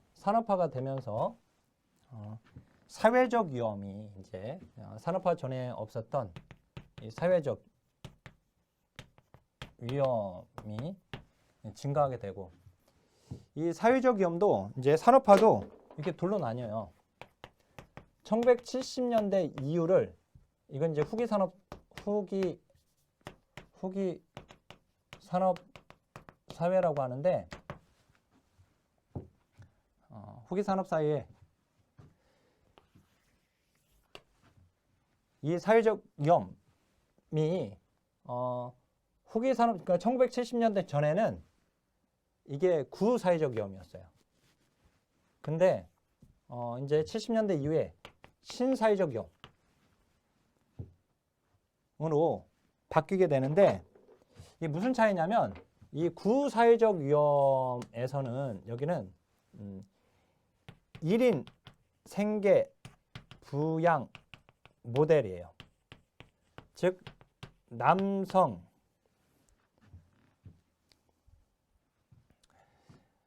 가장 소득 모델. 그러다가 여기로 오면서 신사회적 위험, 즉 후기 산업 사회로 오면서 2인 생계 부양 모델로 바뀐 거예요. 2인 생계 부양 모델은 맞벌이를 얘기해요. 맞벌이. 그러니까 구산업 사회 그러니까 이 전기 산업 사회에서는 이 구사회적 위험에서는 남성 가장이 밖에서 돈을 버는 것이고, 결국 이제 일을 하고 있는 남성 가구주 가장의 산재나 또는 실직이나 뭐 이런 것들이 이제 문제가 주된 문제라고 한다면, 신사회적 위험으로 온 이 후기 산업 사회의 신사회적 위험은 2인 생계 부양 모델로서 여성들도 경제활동에 참여할 수밖에 없는, 그래서 그래야지 생계를 유지할 수밖에 없는 상황이 발생된 거죠. 맞벌이가 아니고는 살 수 없는. 그로 인해 나타난 문제점들이 바로 신사회적 위험, 새로운 사회적 위험을 얘기해요. 그래서 거기 보면 그 새로운 사회적 위험의 4가지 발생 경로가 나와 있는데, 맞벌이 부부의 증가와 여성 교육의 향상으로 여성의 노동시장 참여가 급증하면서 일과 가정을 양립하기 어려운 저숙련 여성층의 신사회적 위험이 나타나게 된다. 그러니까 고숙련 여성층의 문제, 전문직을 가지고 있는 이런 여성들은 이런 문제가 발생되지 않을 수 있지만, 저숙련 여성의 경우에는 일을 하지 않으면 남편 혼자서 돈을 버는 것으로는 일단 생계 유지가 안 돼요. 그래서 본인도 일을 해야 돼. 만약에 일하지 않으면 빈곤층으로 가게 되죠. 그러니까 워킹푸어가 되는 거죠. 그러니까 결국 자신들도 일을 해야 돼. 근데 일을 또 하려고 하니까 자녀를 보호하고 또 노부모를 부양하는 이런 문제점의 어려움을 겪게 되는 거예요. 그래서 거기 이제 OX 문장 보니까 여성들의 유급 노동 시장으로 참여 증가로 일과 가정의 양립 문제가 확산되고 있다라고 하는 거. 이건 이제 신사회적 위험에 들어갑니다. 이제 거기 노인 인구가 증가되는데 노인의 케어 부담이 급증하고 있고요. 노인 케어는 과거에는 상당 부분 여성이 이제 다 이걸 다 그러니까 이제 그 역할을 다 맡고 있었는데, 여성의 케어와 직장을 병행하기 어려워서 노동시장에서 철수하게 되면 호벌이 부부가 되게 되고, 이로 인해서 빈곤의 가능성이 높아지게 되는 것이죠. 즉 노인 인구 증가로 인한 복지 비용 증가와 노인 돌봄이 중요한 문제로 대두되고 있는 거. 이것도 이제 신사회적 위험이 되는 겁니다. 그 다음에 57쪽 제일 외 노동시장 구조의 변화가 교육 수준이 낮은 사람들이 사회적으로 배제되는 위험을 발생시키고 있어요. 그래서 교육 수준이 낮을수록 실업에 빠질 확률과 장기 빈곤에 빠질 위험이 높아지게 되는 거. 그 다음에 그것도 이제 하나의 새로운 위험이고, 신사회적 위험이고, 그 다음 이제 민영화된 공적연금, 의료보험 등. 민간보험을 얘기하는 겁니다. 이 민간보험은 민간이 자발적으로 선택한 거거든요. 이런 자발적인 자신의 선택, 이게 만약에 잘못되면 본인이 결정한 거잖아요. 민간보험 회사가 망해버리면 그러면 새로운 위험이 또 발생하게 되는 거죠. 자, 어떻든 이 신사회적 위험과 관련해서 그게 지금 19회 때 나왔었는데 한번 보시고요. 그 다음 이제 진짜 이제 중요한 거 마지막입니다. 이번 시간에 거기 57페이지에 이 주체 논의예요. 근데 주체 논의가 좀 내용이 좀 많은데 공부 방법은 어렵지는 않습니다. 사실 무슨 말이냐면 여기는 목차가 중요해요. 일단 목차가. 그래서 이제 주체 논의에서는 첫 번째 국가가 개입해야 하는 이유. 국가가 개입해야 한다라고 하는 것은 시장이 실패했으니까 국가가 개입하는 거예요. 그래서 먼저 거기 57페이지에 양가로 2번 보니까 공공부문의 필요성이 있죠. 즉 국가 개입의 정당성을 얘기해요. 국가가 사회복지를 제공해야 하는 이유인 겁니다. 그렇죠? 국가가 사회복지를 제공해야 하는 이유. 국가 개입의 정당성이에요. 그 말은 시장이 실패했으니까 국가가 개입해야 한다는 거예요. 그래서 이건 시장 실패 근거 이렇게 얘기합니다. 알았죠? 국가 개입의 정당성이라고도 하고, 반면에 민간이 제공해야 돼. 시장한테 맡겨! 라고 하게 되면 정부 실패를 얘기하는 거예요. 그래서 그 60페이지로 와보면 양가로 3번 보니까 민간 부분의 필요성, 즉 정부 실패를 얘기하는 거예요. 민간이 사회복지를 제공해야 하는 이유, 정부 실패. 즉 정부한테 맡기면 비효율적이다. 시장이 효율적이다. 그 다음 마지막 62페이지 보시면 제일 외 복지다원주의예요. 복지다원주의는 공공과 민간의 역할 분담을 얘기해요. 그래서 이제 57쪽으로 다시 와서 그 개요에 보니까 공공 부분은 이제 국가, 즉 중앙정부와 지방정부를 얘기하고요. 민간 부분은 가족이나 친족, 종교, 기업, 상호 부조 등이 이제 민간에 들어가는 건데, 두 가지 부문의 혼합된 형태, 바로 제3부문. 영어로 섹터입니다. 이건 이제 섹터, 즉 부문으로 이렇게 번역을 하게 되니까 제1부문, 거기 표에 보면 제1섹터, 그게 제1부문이죠. 그 다음에 제2섹터가 제2부문. 그 가운데 있는 것이 제3부문, 제3섹터예요. 거기 1섹터가 공공부문이라면 1부문이, 제2섹터는 영리, 시장, 즉 순수 민간을 의미해요. 그리고 이렇게 이해하면 됩니다. 여기서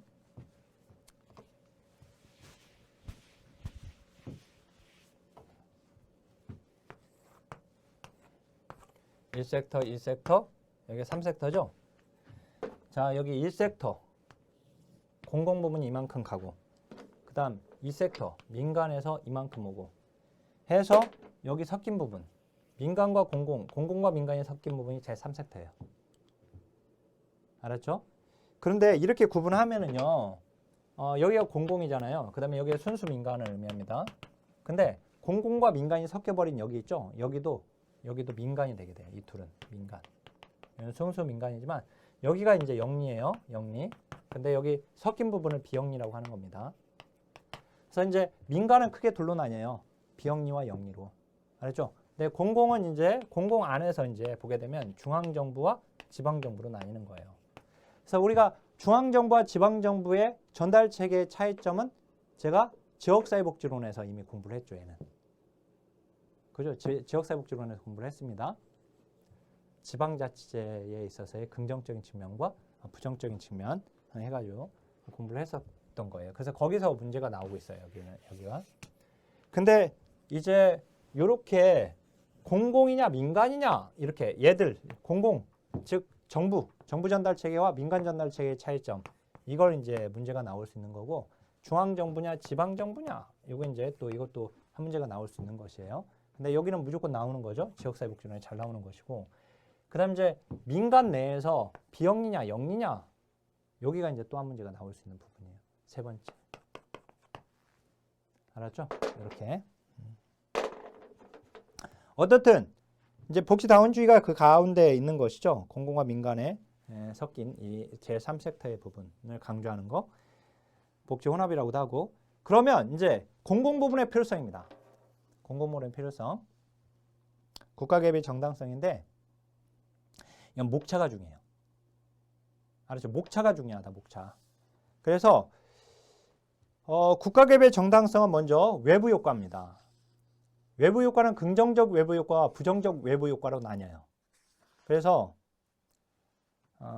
자 이렇게 알고 있어야 돼 먼저. 그 다음에 두 번째 공공재적 성격이에요. 공공재 나오면 국가개혁의 정당성이에요. 이렇게 외우세요. 세 번째 뭐예요? 정부의 비대칭성이에요. 근데 정부의 비대칭성은 세 가지가 나와 있죠. 불완전한 정보, 역선택, 도덕적 해이. 이것들이 나오면 국가개혁의 정당성이에요.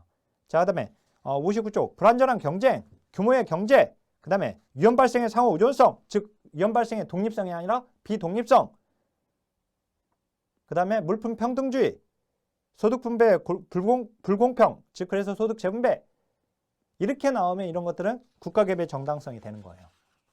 알았죠? 먼저 목차를 외워야 돼. 목차. 목차를 외우는 게 중요해요. 자, 그러면 자 57쪽에 먼저 목차를 이렇게 외운 다음에 그 다음에 이제 한번 보겠습니다.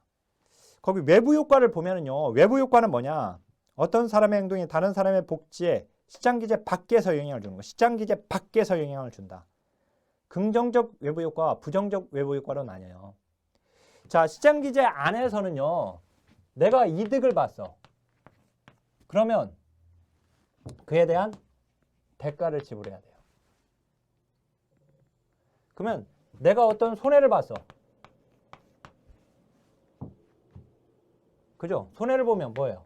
그에 대한 보상을 받아야죠.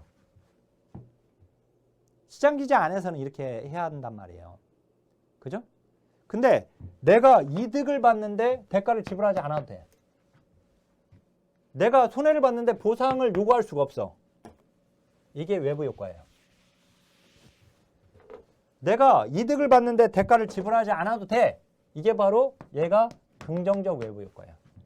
내가 손해를 봤는데 보상을 요구할 수가 없어. 이게 부정적 외부 효과예요. 알았죠? 자, 이런 경우는 국가가 개입해야 한다 이거예요. 그래서 사실 여기 내용은 중요하지는 않습니다. 근데 이렇게 알아야 돼요. 자, 외부 효과는 국가 개입의 정당성이다. 긍정적 외부 효과도 부정적 외부 효과도 국가가 개입해야 하는 이유다. 근데 사회복지 재완화 서비스를 국가가 이제 국가 시장에 개입해야 하는 이유인데, 근데 사회복지 재완화 서비스를 국가가 제공해야 하는 이유로 물어보게 되면 그때는 긍정적 외부 효과만 해당됩니다. 알았죠? 그럴 때에는. 자, 국가가 시장에 개입해야 하는 이유 이렇게 물어보면 긍정적, 부정적 외부 효과가 모두 맞아요.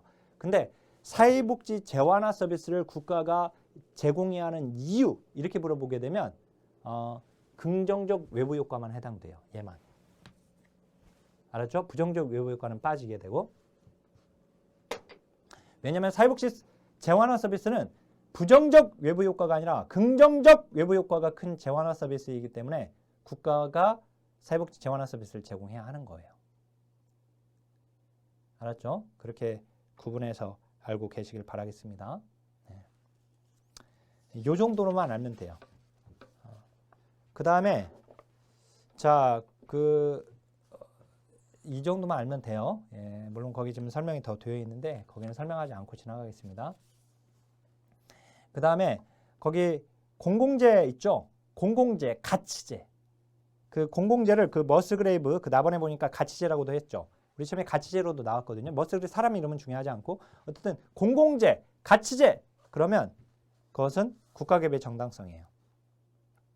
공공재란 거기 구성원 각자가 그 생산에 기여했는지 여부에 관계없이 모든 구성원이 활용할 수 있는 재화를 얘기합니다. 대표적인 게 바로 가로등, 등대예요. 사회복지 재화는 공공재적 성격을 띠고 있는 거예요. 거 보니까 등대, 국방 서비스 뭐 이렇게 나와 있기도 한데 공공재의 반대가 바로 사유재예요. 사유재는 얘는 값을 지불한 사람만 이용 가능한 재화예요. 근데 공공재는 값을 지불하지 않은 사람도 이용 가능한 재화를 얘기하는 거예요. 알았죠? 공공재. 자, 등대의 경우에 내가 지금 등대가 필요해. 내가 지금 물고기 잡아야 하니까 어부로서. 근데 바다에 나가서 어업 활동을 해야 하는데 등대가 필요해. 근데 내가 나는 필요 없는 것처럼 이렇게 기다리고 있다가 누군가 등대를 만들면 불이 깜빡깜빡 거릴 테니까 그걸 그냥 이용하면 돼요. 지금 무임승차가 가능해요.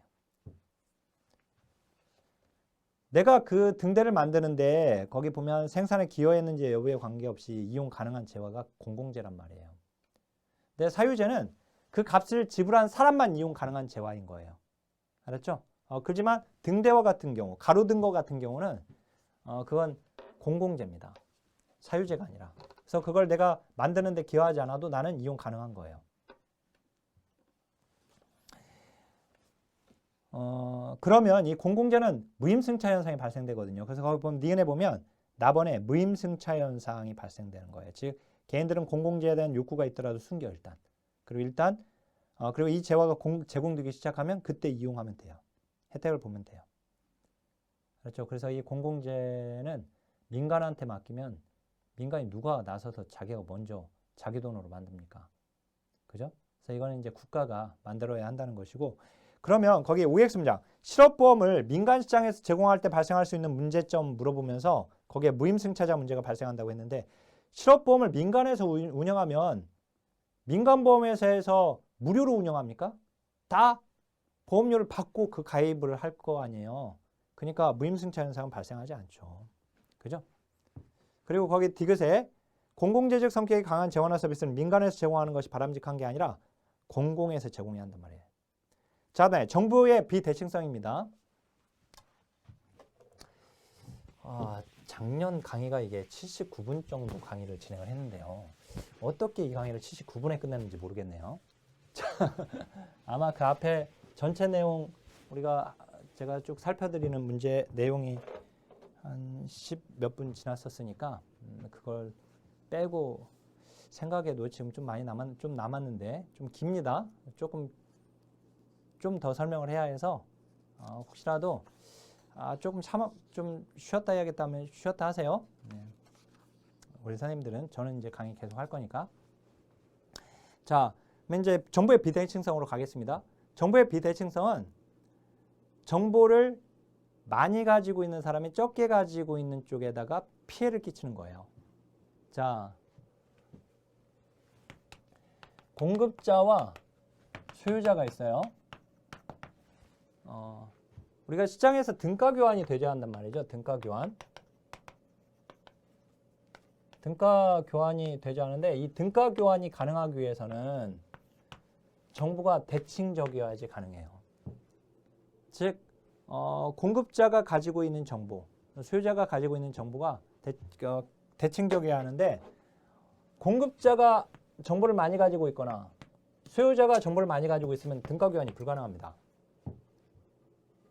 자, 공급자가 상품을 만들었어. 소유자가 그 상품을 구매하는데 내가 이 정도의 비용을 지불하고 이걸 구매하는 것이 그래, 이 정도면 뭐 이 정도의 비용을 지불하는 게 맞지. 이게 가능해야 하는데 이거를 가늠할 수가 없는 상황이야. 자, 그래서 어느 한쪽이 정보를 많이 가지고 있으면 어느 한쪽에 피해를 끼치게 되는데 이걸 정보의 비대칭성이라고 합니다. 자, 지금 요 상황 정보의 비대칭성을 얘기해요. 그러면 등가 교환이 가능하게끔 만들려면 이걸 같게 만들어야 하거든요. 얘들을. 누가? 국가, 전문 관료가 개입해야 돼요. 정보의 비대칭성 3가지가 나와 있는데 불완전한 정보, 역선택, 도덕적 해예요. 먼저 불완전한 정보는 공급자가 정보를 많이 가지고 있는 경우예요. 대표적인 예가 바로 의료와 법률이에요. 그 가번에 보면 의료와 법률.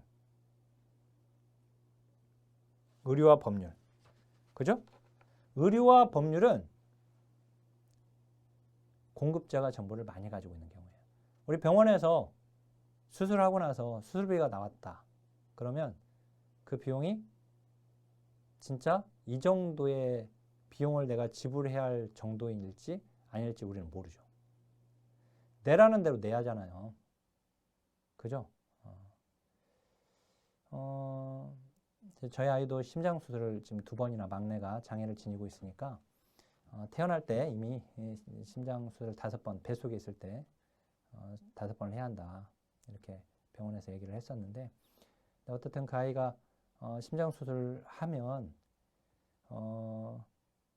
지금 이제 급여 처리가 되니까 비급여 되는 것들도 있고 그다음에 급여가 되는 부분도 있고 한데 어떤 과거에는 이게 수술하기 참 어려웠겠다. 지금은 이제 급여 처리가 되는 부분들이 많으니까 그래도 비용이 많이 든다 하더라도 어떻든 상당 부분 또 그 도움을 받게 되는 것인데 불구하고 비용이 나오면 굉장히 많이 나오죠.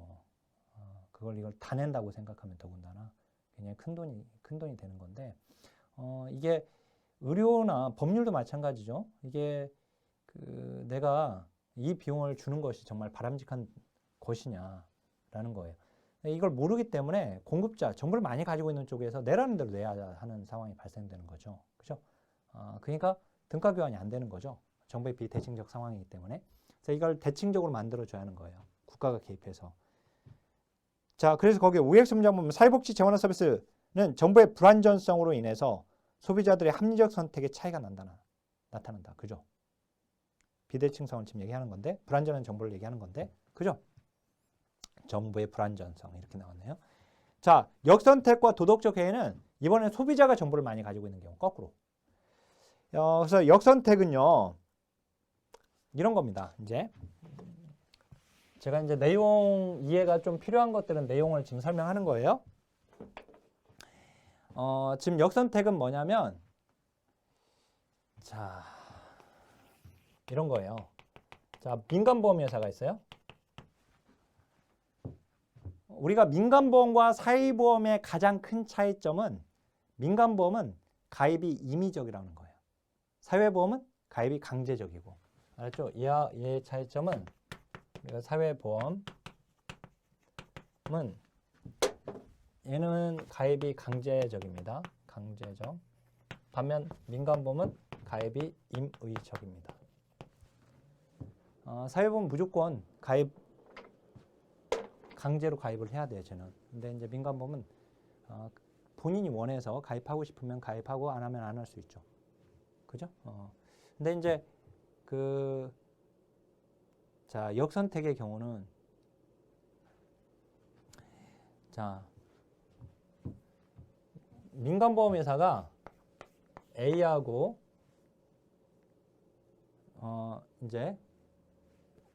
자, 이게 민간보험에서 만약 건강보험을 운영한다고 봐보세요. 건강보험. 우리나라는 지금 사회보험으로 되어 있잖아요. 그죠? 이 건강보험을 민간보험회사에서 운영한다고 봐보세요. 그러면 민간보험이니까 이건 내가 가입하고 싶으면 가입하고 강제가 아니니까. 그러면 내가 20대나 또는 30대와 같이 건강한 때에는 그럴 때는 굳이 내가 보험 혜택도 보지 않는데 그렇게 보는 일도 그렇게 많지 않은데 내가 건강보험에 가입하려고 하지 않는 거예요. 그리고 주로 위험 발생 가능성이 높은 사람들이 보험에 가입하게 되는 겁니다. 알았죠? 지금 제가 말씀드렸던 이게 바로 역선택이에요. 그러면 건강보험에 가입한 사람들은 이런 사람들이 가입하지 않게 되니까 주로 뭐 50대 이상 사람들이 가입하게 되면 40대 50대 이상 사람들이 가입하게 되면 그러면 질병에 걸릴 확률이 높은 사람들이 또 자신들이 질병에 걸릴 확률이 높은 시기에 집중적으로 가입하는 거예요. 그렇지 않은 시간은 가입하지 않으려고 하는 거고. 그러면 민간보험회사에서는 가입자들한테 들어가는 급여 비용이 많이 들어가겠죠. 위험률이 높은 사람들만 가입하게 되니까. 그죠? 그렇지 않은 사람들 가입하지 않게 되니까. 네. 이게 바로 역선택입니다. 그러면 본래는 우발적 재분배나 수평적 재분배, 고위험 집단도 참여를 하고 저위험 집단도 참여하고 우발적인 사고가 발생될 사람도 가입하고 그렇지 않은 사람도 가입을 해야 돼. 그 안에 소득 재분배가 이루어지는데 그게 안 된단 말이에요. 그래서 강제로 사회보험은 강제로 가입시키고 있는 겁니다. 역선택의 문제를 해결하기 위해서 국가가.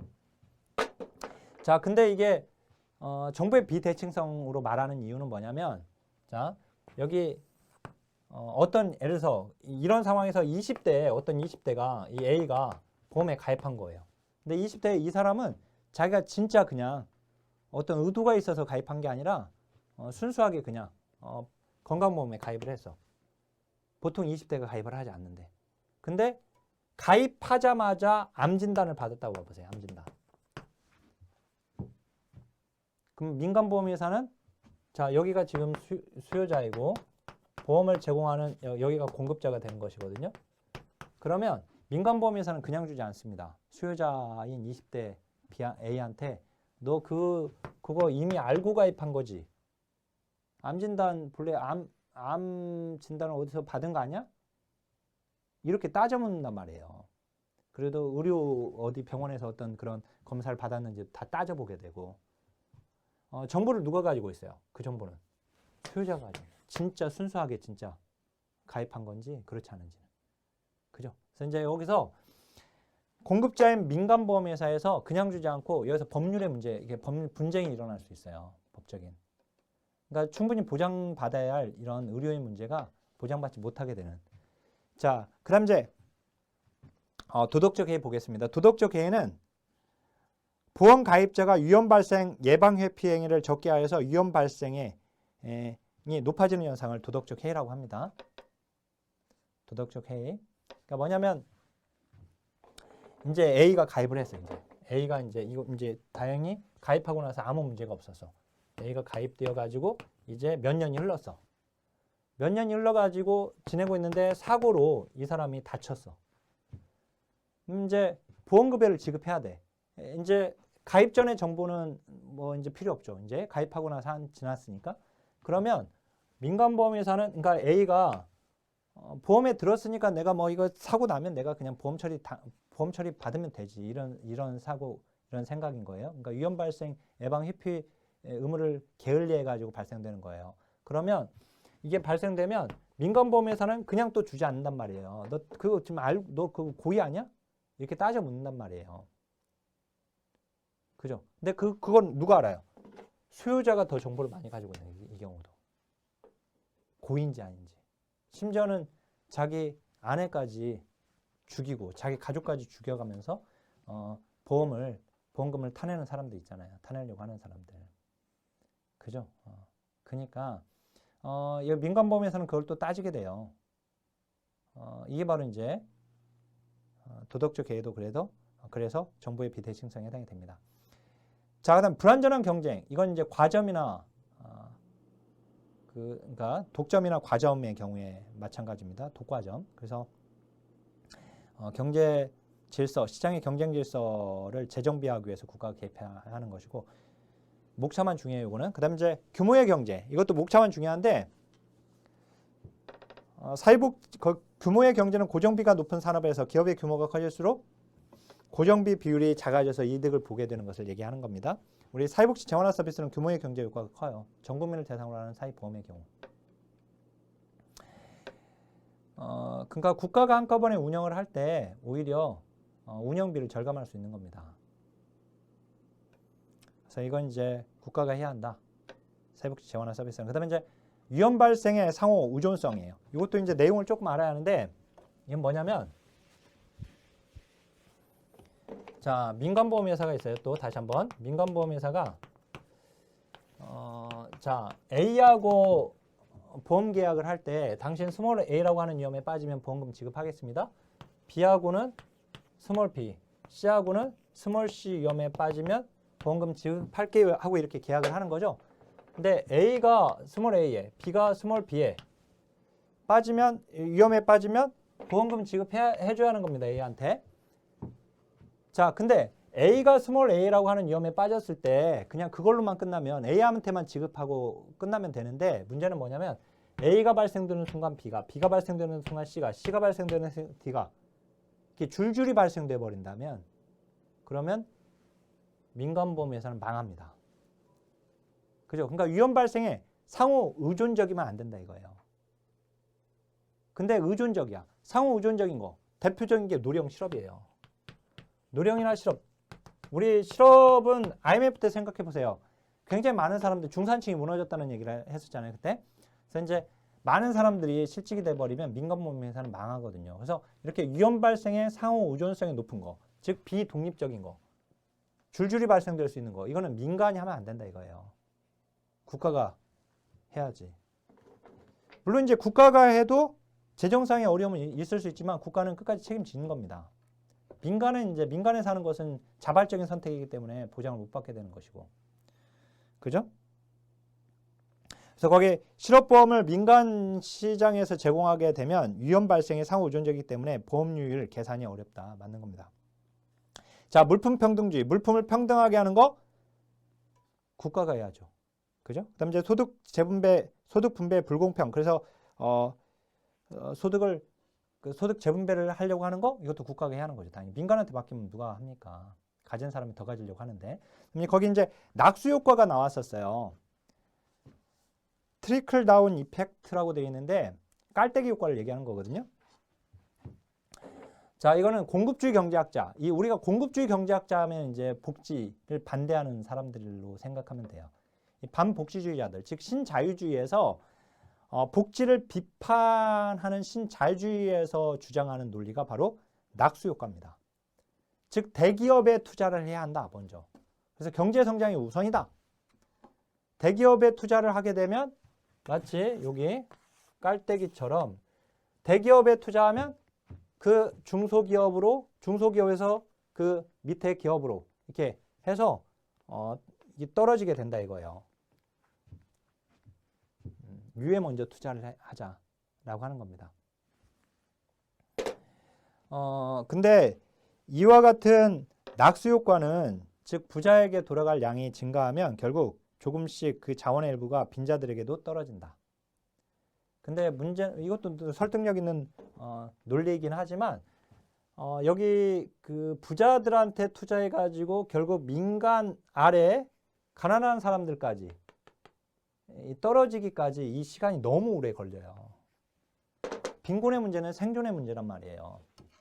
그 효과가 밑에까지 나타나기까지는 너무 오랜 시간이 걸리고 그 사이에 밑에서는 죽어가기 때문에 이 낙수효과, 경제성장의 낙수효과는 사회복지 복지주의자들이 주장하는 게 아닙니다. 근데 여기다 집어넣었어요. 제공하는 이유에다가. 그래서 이제 그거 복지국가 위기의 이제 신자유주의자들의 주장, 공급주의 경제학자들의 주장 정도로 이제 이해하면 되시는데, 자, 그다음에 60페이지로 와보면 제일 위에 국가에서 의료 서비스를 제공해야 하는 시장 실패의 근거 이렇게 물어봤어요. 또 국가에서 의료 서비스를 제공해야 하는, 사회복지 재활원 서비스를 제공해야 하는, 이게 아니라 의료 서비스를 제공해야 하는 시장 실패의 근거 이렇게 물어봤어요. 정보의 불균형 들어가 있죠? 독과점, 그죠? 이건 공부했고, 아까 가치제도 들어가 있는데 인본주의적 성격이 들어가 있지 않았죠? 아까 이제 의료 서비스가 산업적 측면, 즉 시장 경제 논리보다 인본주의 차원에서 국가가 무료 또는 비영리 단체에서 운영되어야 한다는 그런 측면입니다. 자, 그러면 그다음에 이제 민간 부분은 시험에 기출표기 보니까 많이 안 나왔죠. 왜 그럴까요? 사회복지는 당연히 정부 실패를 주장하는 게 아니잖아요. 우리는 뭘 주장해요? 시장 실패를 주장하는 거. 우리 입장이. 그러니까 민간 부분의 필요성을 물어보지는 않아요.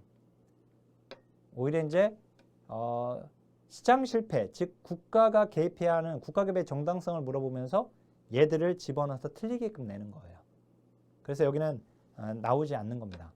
근데 이제 그 공무원 시험에서는 그거 보면 파생적 외부성이나 X 비효율성, 정부 조직의 내부성까지는 시험에 나왔어요. 공무원 시험에서는.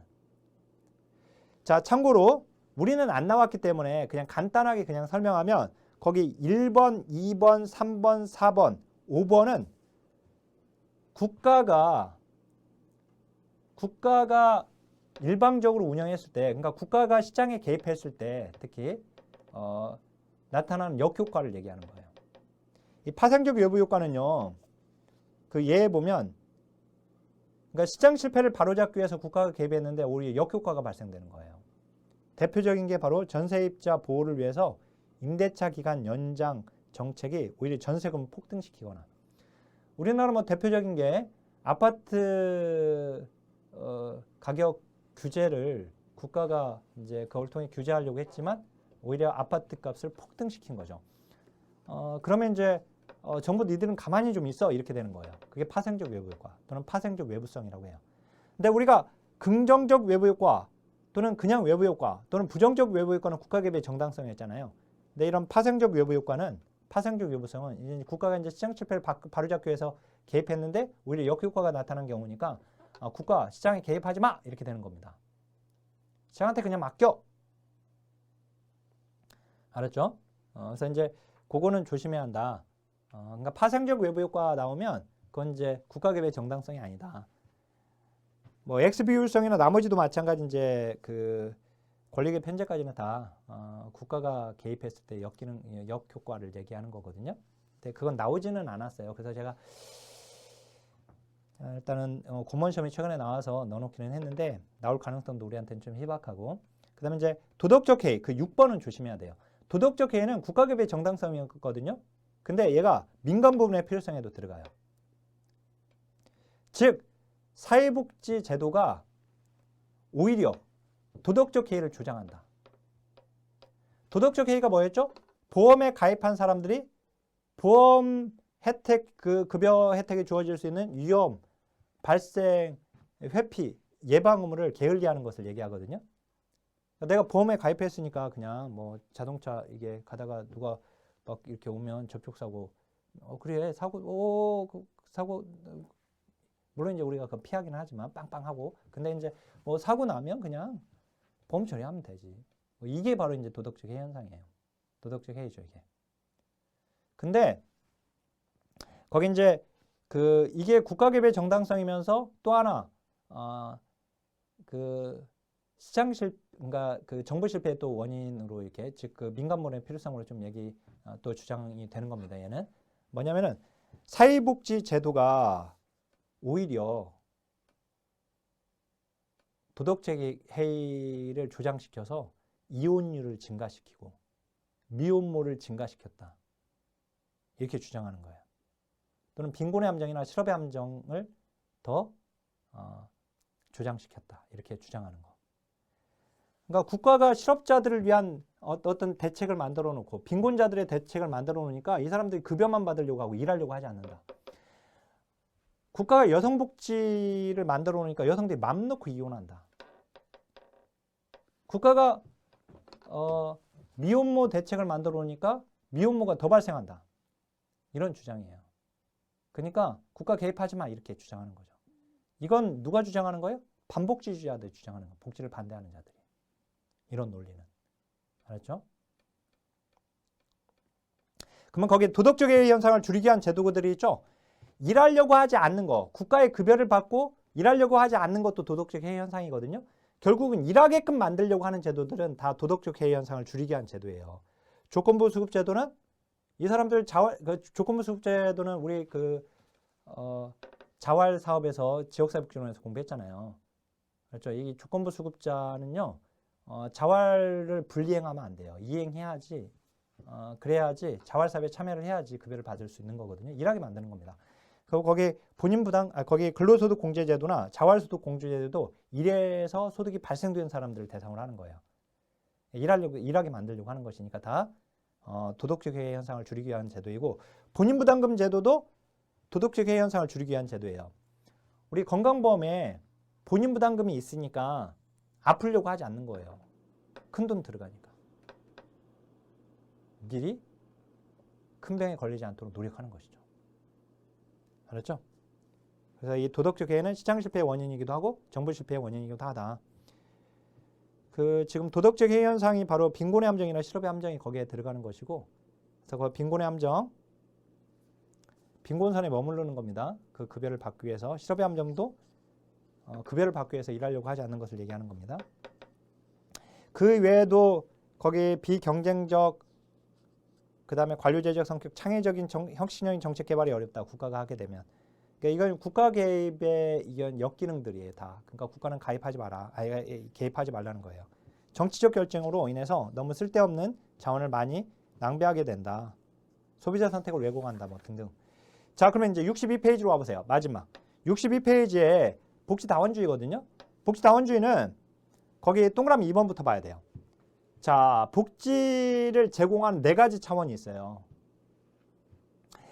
자, 우리 사회복지 역사를 보게 되면 복지를 맨 처음에 비공식 부분에서 제공을 하게 되는 겁니다. 비공식 부분은 가족이나 친척, 이웃이 제공하는 걸 얘기해요. 그러다가 사회가 발전하면서 자발적 부분으로, 즉 자원 부분, 서로 도와주는, 그러다가 상업적 부분으로 온 거예요. 그러다가 복지국가 시대 때 공공부문의 역할이 커져버린 거예요. 알았죠? 근데 이제 복지국가 위기기 때 신자유주의에서 국가만 하지 말고 복지 제공 주체가 니들만 있냐 그러지 말고 여기 이 3가지와 역할 분담하자 이 얘기예요. 분담하자. 근데 여기서 이 3가지죠. 상업적 부분, 자발적 부분, 비공식 부분은 얘들을 한마디로 하면 이게 민간이에요. 그러니까 공공과 민간의 역할 분담을 하자라고 하는 뜻은 뭐냐면 결국은 공공 부분이 했던 역할들을 띄어내고 줄이고 작은 정부론이 되게 돼요. 그러니까 작은 정부론. 정부는 그 역할을 민간한테 넘기자. 알았죠? 그래서 민영화가 되는 거예요. 그래서 복지다원주의는 복지의 공급 주체를 다원화하자, 다양화하자. 국가만 총대 매지 말고 여기 역할 분담하자 이 얘기예요. 그렇죠? 그러니까 역할 비중의 변화였던 거죠. 과거에는 비공식 부분이 많은 비중을 차지하다가 이제 자발적 부분, 상업적 부분 오다가 얘들의 비중이 줄어들고 여기가 커진 거예요. 복지국가 시대를 통해서.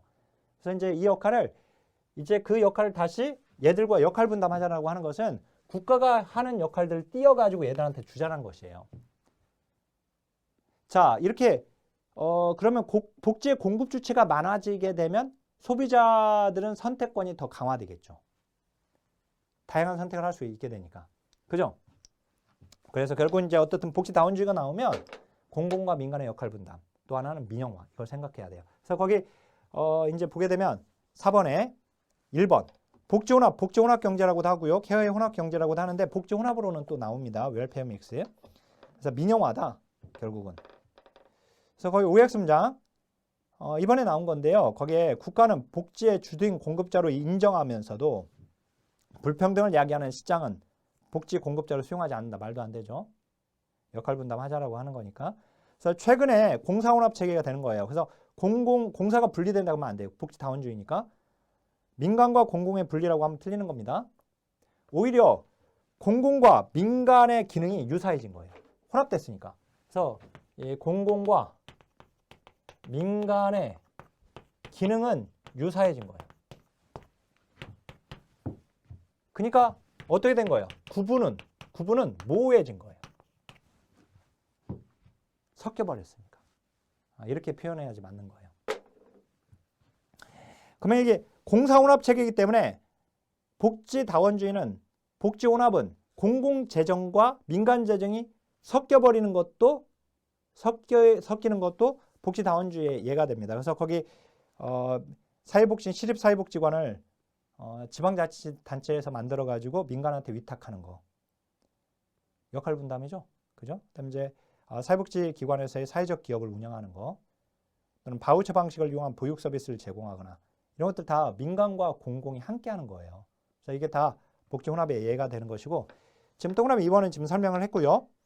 결국은 그 동그라미 2번의 니은 보면 역사적으로 이런 변화는 복지 총량의 변화이기보다도 복지 그 각각의 역할 분담에 있어서의 역할에 있어서의 재분배였다라고 하는 거예요.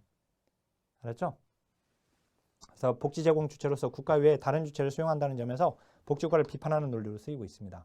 우리 이제 복지국가 위기기, 복지를 반대하는 입장에서 주장하는 그 신자유주의 정부에서 대표적인 정책 중에 하나가 바로 복지다원주의예요.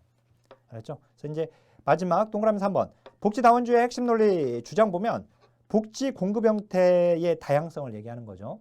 복지다원주의는 즉 역할 분담론을 얘기하는 것이고 국가를 포함한 복지 제공 주체를 재구성하는 논리입니다. 서비스 이용자의 선택권을 강화되는 거예요. 이렇게 되면. 왜냐하면 제공자가 많아졌으니까. 그리고 참여죠. 민간의 참여니까. 그 다음에 탈중앙화가 되는 거예요. 그 다음에 비공식 부문과 그 다음에 자원 부문. 아까 비공식 부문, 자원 부문은 이 자발적 부문을 얘기하는 거예요. 자원 부문. 역할 기능을 재평가해서 활용하자라고 하는 것이죠. 그래서 거기에 비공식 부문은 제도적 복지의 발달에도 불구하고 존재하는 비복지 문제. 제가 우리 티트먼스가 말한 비복지 얘기했죠. 그런 비복지의 문제에 대응하는 복지 주체이다. 맞는 거예요. 그다음에 제3섹터를 강조하는 것이죠. 그죠? 공공과 민간의 섞인 부분. 제3섹터. 그죠? 그래서 그 복지다원주의가 바로 이런 의미를 가지고 있다라고 하는 것까지. 자, 첫 시간부터 정책론 들어오자마자 힘들었죠? 이제 정책론은 이런 내용으로 끝까지 쭉 갑니다. 그래서 정책론이 또 재밌다고 하시는 분들도 계시고 또 이제 암기할 내용들이 좀 많아서 그러긴 하지만 결국 이렇게 이해 기반으로 자꾸 제가 좀 설명을 좀 많이 해드리는 이유는 결국 이렇게 해놓으면 문제 적용력에 있어서 좀 도움이 많이 되세요. 그래서 최대한 지금 이론서에다가는 열심히 좀 많이 적으시고 그 강의 중에 하는 얘기들을 많이 적으시고 그리고 어려운 부분 다시 한번 반복해서 들으시고요. 배속을 좀 빨리 하면서라도 그렇게 하면 실력이 어느 순간에 그 합격 점수 그는 물론이거니와 그 이상으로 충분히 고득점을 할 수 있을 정도의 실력이 될 거니까. 자, 그러면 첫 강의였습니다. 강의 마치겠습니다. 자, 하나, 둘, 셋!